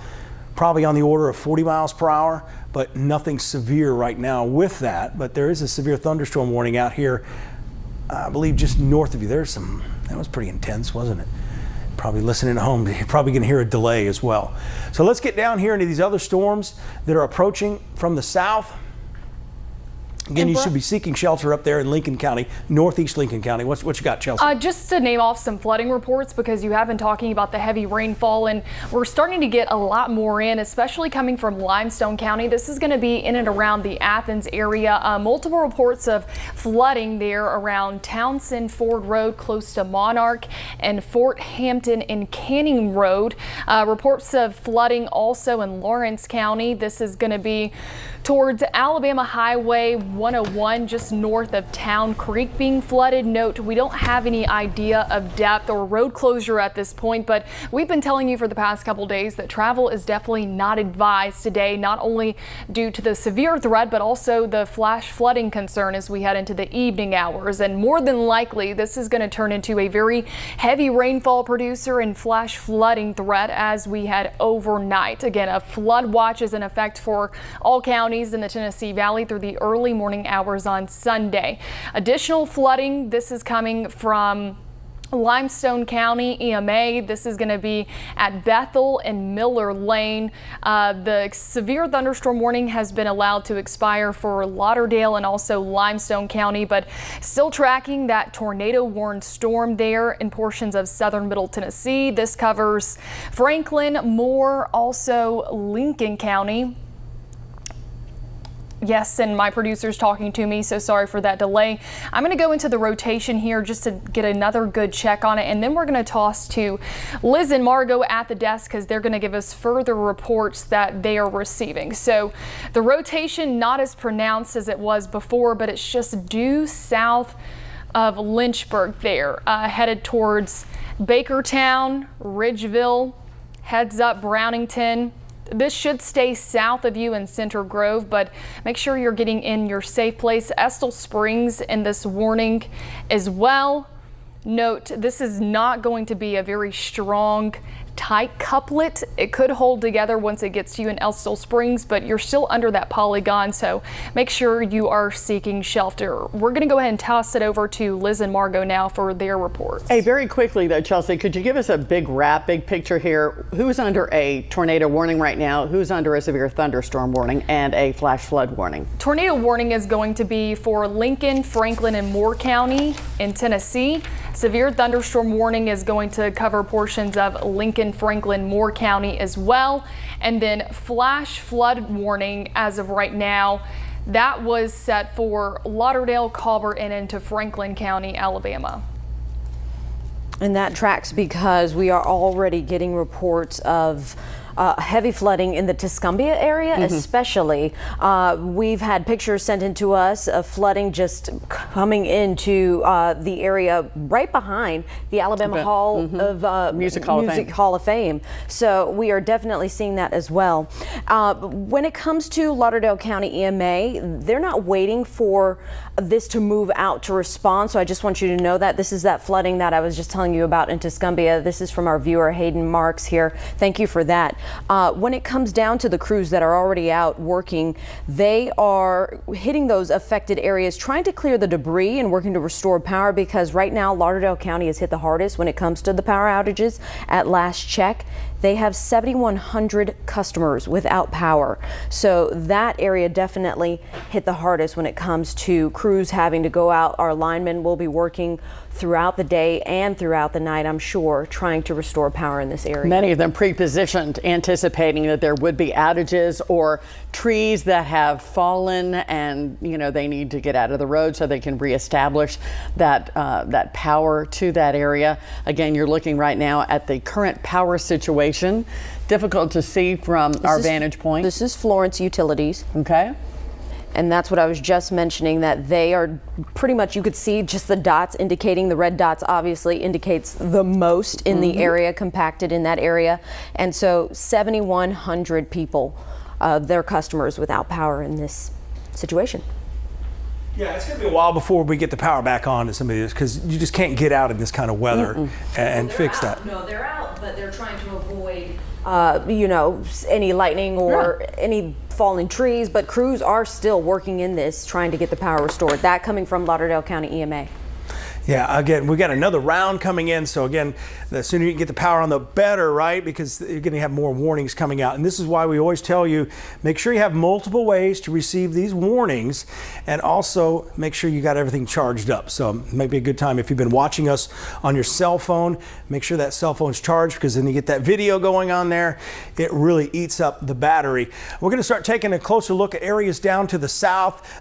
Chelsea, is that a confirmed tornado with the Tuscaloosa storm now? They just confirmed it, and there's a pretty substantial TDS on it at the moment. We'll get that. First off, the next one in line potentially for us is this area down here just to the south of Double Springs. So let's get a closer view of this one here. You can see, boy, there's just a lot changing here. You've got a lot of cell mergers, we call it. This the upper level winds coming through, and it's at the point where you get this favorable moment where the wind shear is just right that you can get these tornadoes to form. So this is down here south of Brilliant, near Carbon Hill, east of Guin, and we're going to watch this area here. It's coming into southern Lawrence County. This is coming across the Bankhead National Forest. This has shown signs that it's been rotating occasionally. So as we take a look at the velocity here, what we'll see as we get in a little bit closer, there's no significant rotation right now. There's no warning with this storm either, but this is something we'll watch here as it comes in from the south. So I'm going to put a storm track on this so you get a heads up down here in Moulton. I know you're dealing with a lot of thunder and lightning right now at the moment, and we'll just continue to watch that. So I'm going to put a longer storm track on this, but it's moving quickly and things are changing very quickly as well. So this storm here is moving up towards Moulton. It's moving at about, I would say, a good 55 miles per hour. So this is when you can expect more lightning and perhaps the potential for power outages and damaging straight line winds. Moving into Double Springs here just before 4 o'clock. Speak around 419, Falkville 422, Hartselle right around 425, Priceville 432, Somerville, Valormosa Springs areas as well. That's going to be around 433, Trinity, Decatur 436, and Triana at 442. Again, what we're tracking here is a storm that could become severe, and it could become severe quickly as this moves off to the northeast. There's still a lot of wind shear out there, and we still have storms just off to the west of the shoals, and these will be moving in momentarily as well. Again, another round coming in towards Belmont and eventually Red Bay. So let me put a storm track on this area out here as we go from just to the west of Belmont. This entire area, another linear kind of storm system. We're going to move that northeast at about 50 miles per hour. So Russellville, you're going to get a break. You might even see a little sunshine out there, and that may make things a little bit more unstable. So it's going to be moving into Russellville around 431. It's currently 345. Ahead of that, though, Red Bay just before 4 o'clock, Vina 415, Littleville 427, Russellville at 4:31 and Rockwood at 4:32. Again, this is moving back into the Russellville and the Franklin County area. Let's go to Nolan Crane, who has the latest on the road conditions over there. I'm sure we've got a lot of flooding going on. We definitely have a lot of flooding in Franklin County. I just got off the phone with the EMA director, Mary Glass. She says there are 4 roads that currently have substantial water. Now, she also made a point to say these roads are not closed. They never close the roads, but these roads not safe to travel on because of the high amount of water. And as you can see on your list, they are Ruby Ray Hill, Highway 19, Highway 524, and Old Nauvoo Road. So even though it is currently not raining in portions of Franklin County, before you decide to maybe get in the car, go for a drive, have some fun, just remember we have standing water not only on these 4 roads, but there's also a lot of water across the Tennessee Valley. So use caution, especially as the night goes on and it gets darker. It will be harder to see exactly how deep some of the water is on these roads. But again, these 4 roads in Franklin County, substantial amounts of water as the rain continues to come down in the valley. Yeah, thanks a lot, Nolan. And again, you bring up a really good point. When we get past sunset, what happens with your headlights is the light from your headlights gets reflected. It actually spreads out and it gets higher. It's kind of like when you have a high beams and they go up higher, and that's why you can't see the road sometimes. So just use extreme caution. And he mentioned it's not raining here, but it will be raining again. In fact, more heavy rain. The lightning's picking up with that storm just off to the west over the state line, and also more lightning down here towards Haleyville. I want to go down here. I do want to let you know the Lincoln and Moore County tornado warning has been allowed to expire. Actually, they canceled it. They canceled it out early. We have a tornado on the ground with the storm north of Tuscaloosa now. So again, if your students have been seeking shelter, it looks like it's going to stay just north of Tuscaloosa. Let me turn the lightning off. We're looking at this storm from the northwest. There has been a tornado confirmed with this, and it looks like it's cycling through. We're getting another tornado. So what's happening is you get one tornado circulation that spins up, and then through the process, the other area rotation replaces it. So at this time, it's possible we have 2 tornadoes here, one near Coker and the other one here just east of Gordo. But as we go into the city of Tuscaloosa, we see that this is going to stay north of definitely north of all the residence halls here, and probably north of Northport, but definitely would not get on the road north of Tuscaloosa with this. So again, your students are likely safe here, but the winds are going to be strong out of the south into this tornado, and depending on how strong the tornado is, you could get winds. I would say with this one, you probably have winds in Tuscaloosa at least 65, maybe 75 miles per hour. So they're still not out of the woods as far as the damage is concerned there, but we definitely have a strong tornado cycling through here. And I'm going to reset the view, and I'm going to put an extended storm track on that for you. Severe thunderstorm warning up here continues into Madison County. I'm going to switch radar. Again, you always want to get the closest radar when you're tracking these storms coming in. We have no tornado warnings in our area at the moment. We still have a lot of wind shear out there. We still have a long ways to go. This is a particularly dangerous situation type tornado watch, so we don't want to take any of this lightly. But here's our severe thunderstorm. It's going to be on the north side of Huntsville, up here towards Alabama A&M, and as you get up to Hazel Green and Meridianville. And overall, I don't see a high impact wind here. It's more just across the state line. And I think what we've had is kind of a wave in the upper level of the atmosphere kind of pass through. And that's why we saw the surge in intensity of the wind. So as of right now, that's kind of fading away as far as the severe threat. Out here to the west, severe thunderstorm warning has been allowed to expire over here as well with the storms approaching from the west. But this really represents a real increase. Let me make sure I haven't turned the warnings off. No, I haven't. But we're seeing an increase in the rainfall rates, which is really only going to cause more problems with the flooding out there. And you can see as you get south of Amory and Aberdeen, all of this area is slowly lifting to the north again. I say slowly, it's moving at about 50 to 55 miles per hour. But by far the main storm here is the one north of Tuscaloosa with the tornado and perhaps cycling through. So let's put a storm track on this particular storm here. I'm actually going to turn the lightning off so I can get a better view of it. The southern part of the storm, I'll start from there. Again, this is the storm near Tuscaloosa. Going to take it northeast, kind of follow the track, and not moving that fast, but we'll put it at about 62 miles an hour. That may take it up here. Going to be close to Warrior.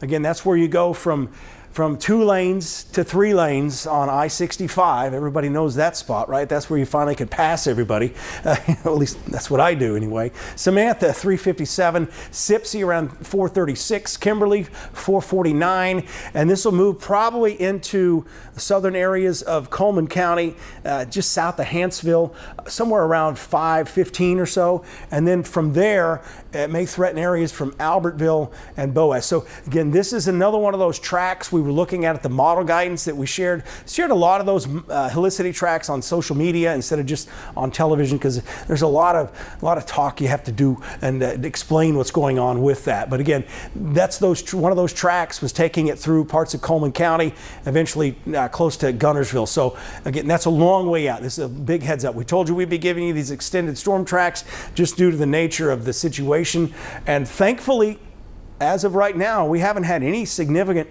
tornado impact around here whatsoever. And I think what you see on the radar, it has a lot to do with that, just the amount of rain we have had. And we started the morning with rain, and that necessarily didn't lessen the threat for severe weather. It's this rain that's just continues to move across the same area that's giving us the problems with too much rain, and we got flooding going on out there. So as we take a look at these storms down here, moving into Moulton, I don't see any twisty wind right now. I don't see anything over, say, 50 miles per hour going on with these storms. So there's some good news. So we're probably going to take a little bit of a radar break, and we're going to hear from some of our reporters about what we're seeing in the field, updates from earlier today. Again, a girl was struck by lightning in the Franklin County area at around 4 o'clock in the morning, and that was when we had that round 1 start to come in. She was getting out of the storm shelter. The storm had passed, but again was struck by lightning. Those are the things you really need to consider as you think, oh, the storm's over, I'm going to be okay. But lightning can strike up to 10 miles away from where that's originally initiated. So that's the danger out there right now, is the flooding rain, occasional wind gusts around 50 miles per hour, and that possibility. We got the lightning and the flooding. We want to take a look at velocity here real quick. Nothing really jumping off the screen. Storm relative is probably a better one for that, though, as we take a look. So I'm going to do a bit of a radar tour, and then we're probably going to get over to Liz and Margot here for an update on everything else happening outside of the radar. We have some strong wind here near Belmont. And notice how the color's starting to change. So we're going to watch this for some intensification, potentially more straight line wind going on with that storm.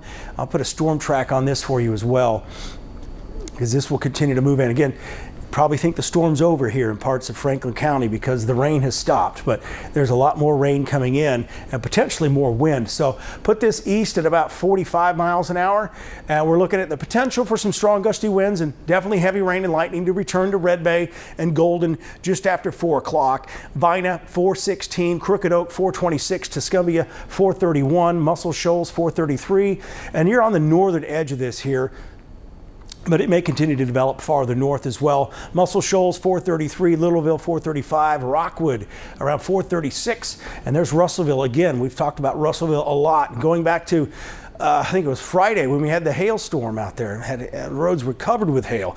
We've had some large hail reported earlier today with some of the storms, but right now that large hail really needs a lot of instability to work with. So we've worked some of that out of the atmosphere. So there's some good news. I'm going to take a look at Storm Prediction Center website here and see what we've got as far as the instability is concerned. We're kind of right on the edge for the most part. Leeton 445 and Old Bethel around 448. Again, that is for potentially an intensifying line.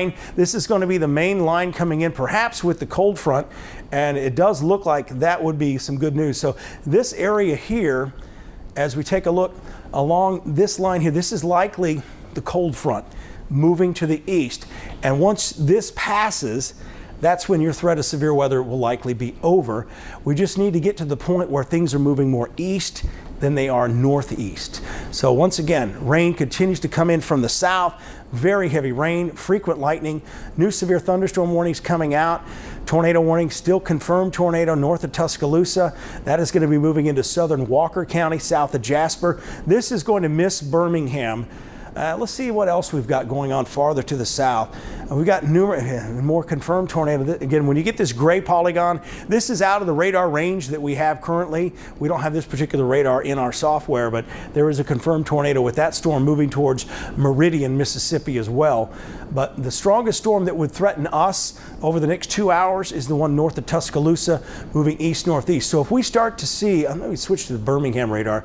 If we start to see this area over here near Trussville and Aniana, I'm going to circle that for you as well. If we start to see, look how rain-free this area is here. So what we're going to watch here over the next hour or two is this area here. The winds are coming out of the south very strong. They're bringing in instability. So if this area of rain that's over Coleman County and southern Marshall County, if that lifts north, then that makes way for this storm here to continue moving on.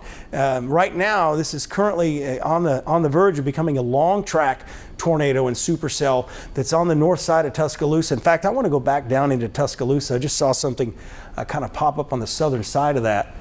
So we're going to watch that real closely here. Getting into Tuscaloosa. Again, the tornadic part of the storms has been north all along. I just want to see if something has changed on the backside. No. So now that circulation's well north of Tuscaloosa. I'll give you the exact mileage here. So we got downtown Tuscaloosa. Let me make sure I grab the right thing. So as we get from downtown Tuscaloosa to the north, and that one's hard to grab for some reason. There we go, we got it. So we get north of Tuscaloosa. This is about, I would say, right at 10 miles due north of Tuscaloosa. And this storm is cycling back through. It's gone through one tornado, another tornado probably around it maybe, and now it's recycling. So this storm is a long way from being done. And on this path, this tornado is going to come north. I don't want to use that other, I want to use more of a uniform storm track here. So this is coming. I'm just going to draw this way out. So there you can see who may be impacted. Coming through Aniana and then up towards Albertville, Boaz, and we'll see what happens. It may, if it tracks a little bit more north, then Arab would be more likely along that path. But as we kind of take it back down to the more realistic view here, it's moving at 63 miles an hour or so.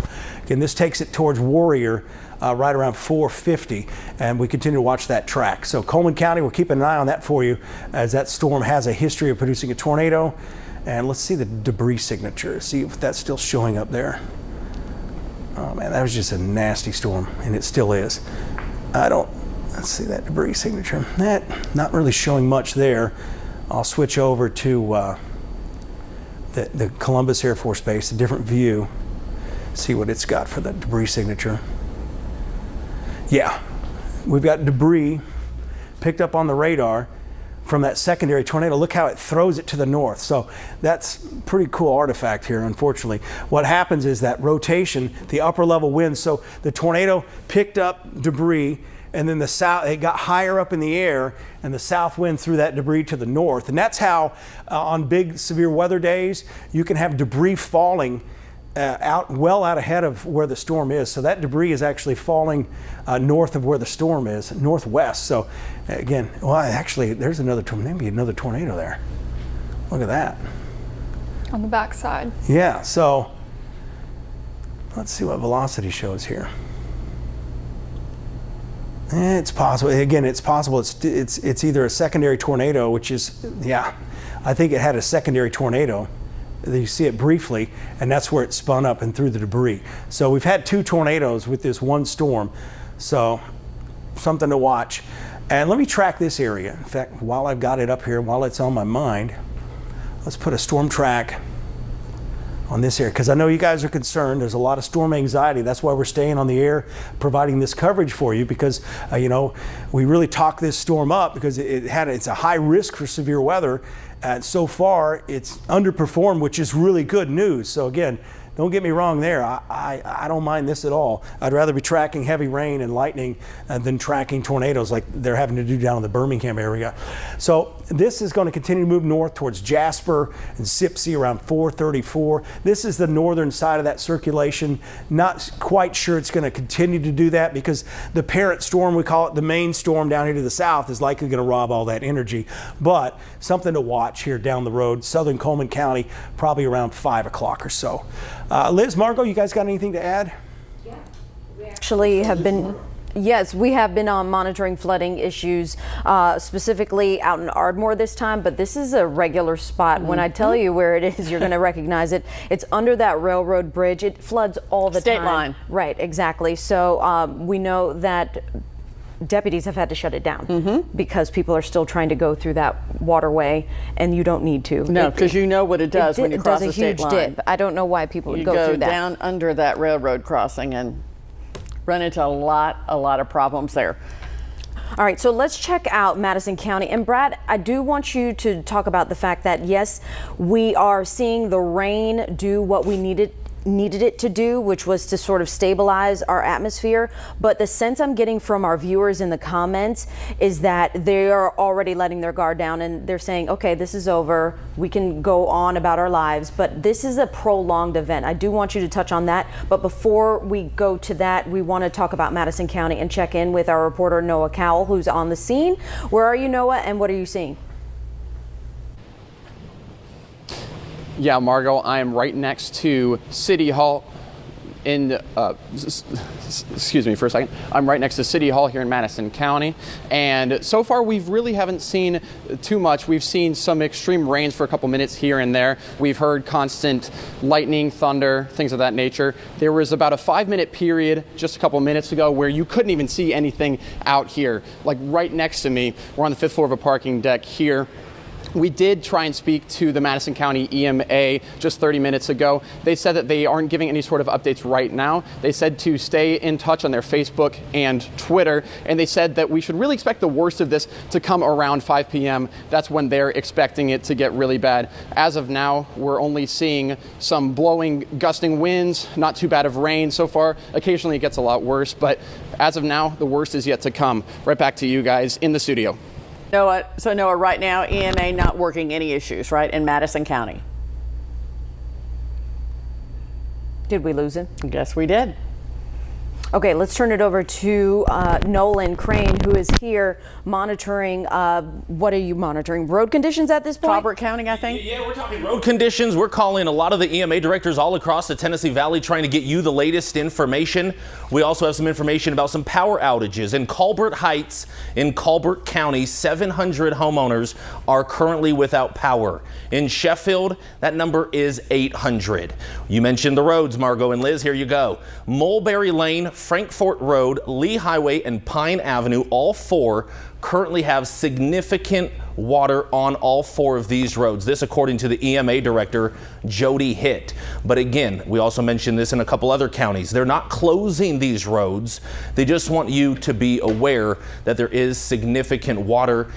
The EMA director says as the rain stops, hopefully that water will quickly recede, but how quickly, of course, we're talking one punch after the next when it comes to these storms, rain included. So if you live in Colbert County, avoid the 4 roads right there on your screen if you can. And again, power outages, down trees, it's the story across the Tennessee Valley. Back to you.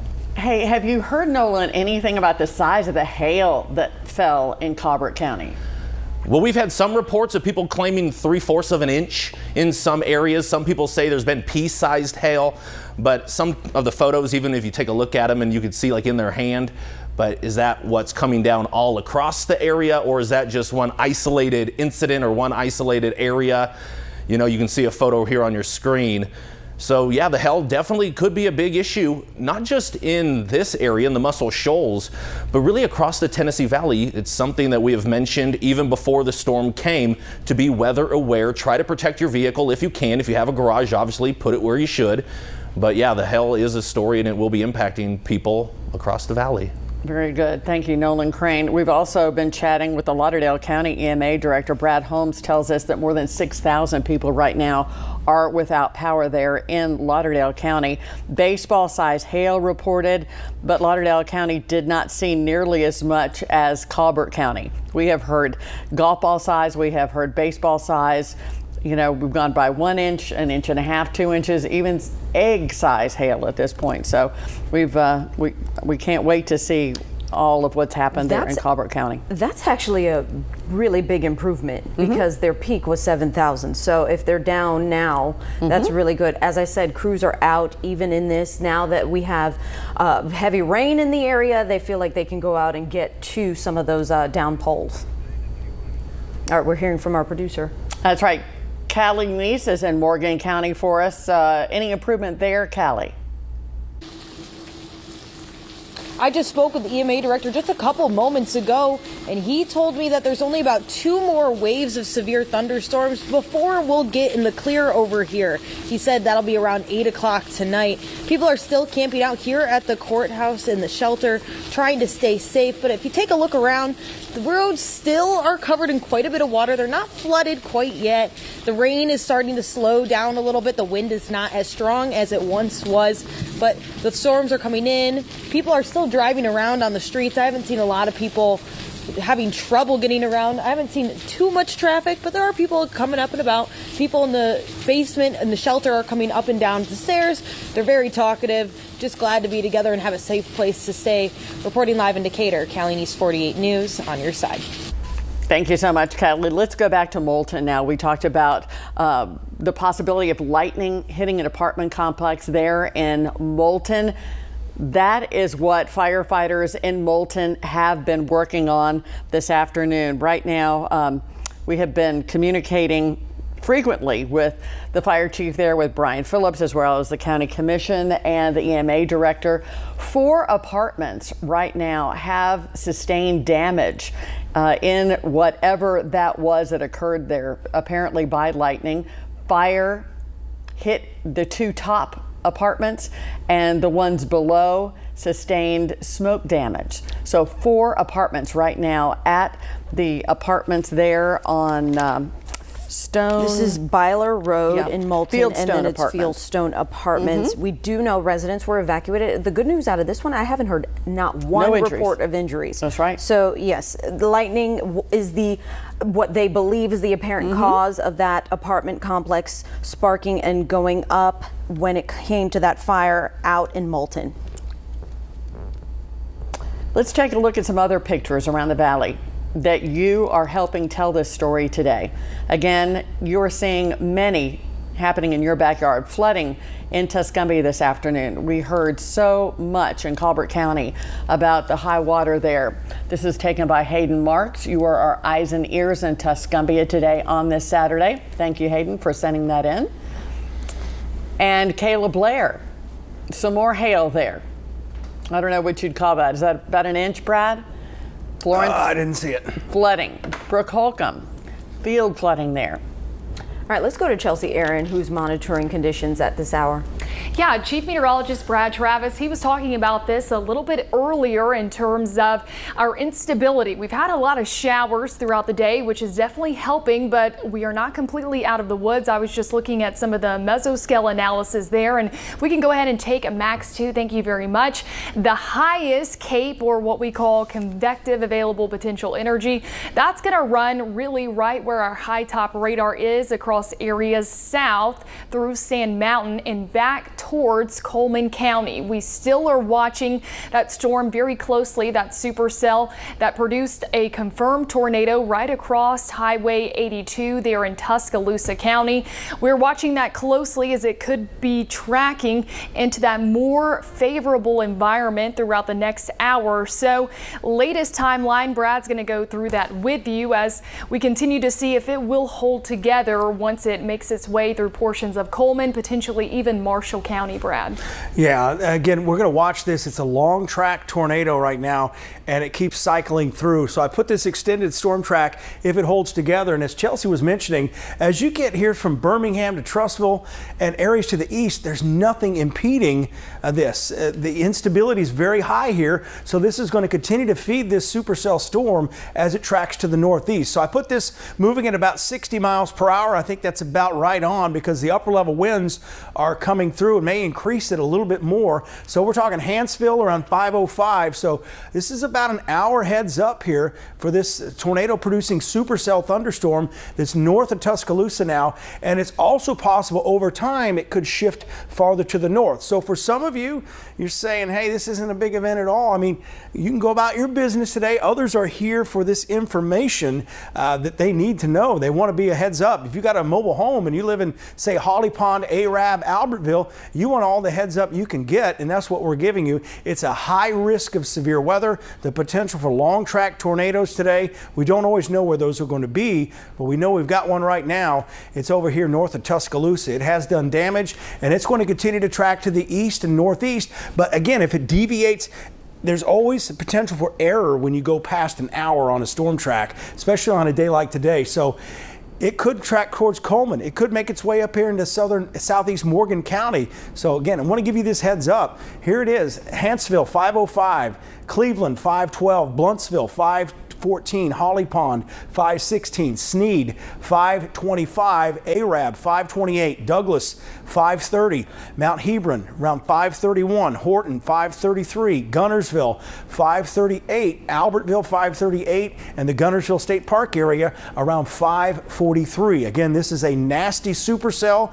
This is what we've been trying to warn you about, the potential for a few days, and we have one, and it's not going to let up as it moves north of Birmingham. So again, we'll continue to keep you up to date on this. This is a potentially dangerous situation here with this particular supercell, and it's still producing a lot of lightning. Very heavy rain here falling at the station. Notice that lightning pattern there, and there's another one behind it. So if this storm can get up here into northeast Alabama, the other storms can get up here too. So just keep that in mind. And it's possible we may see some of this rain stall out over North Alabama and just becomes a flooding event. And it's happened before. It's happened before that we've said, you know, be on the lookout for severe weather. And it impacts people in different ways.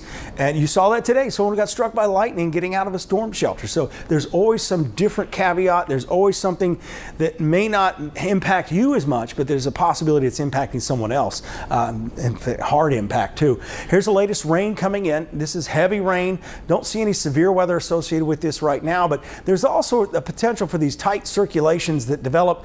In fact, we've got something going on here now near Belmont.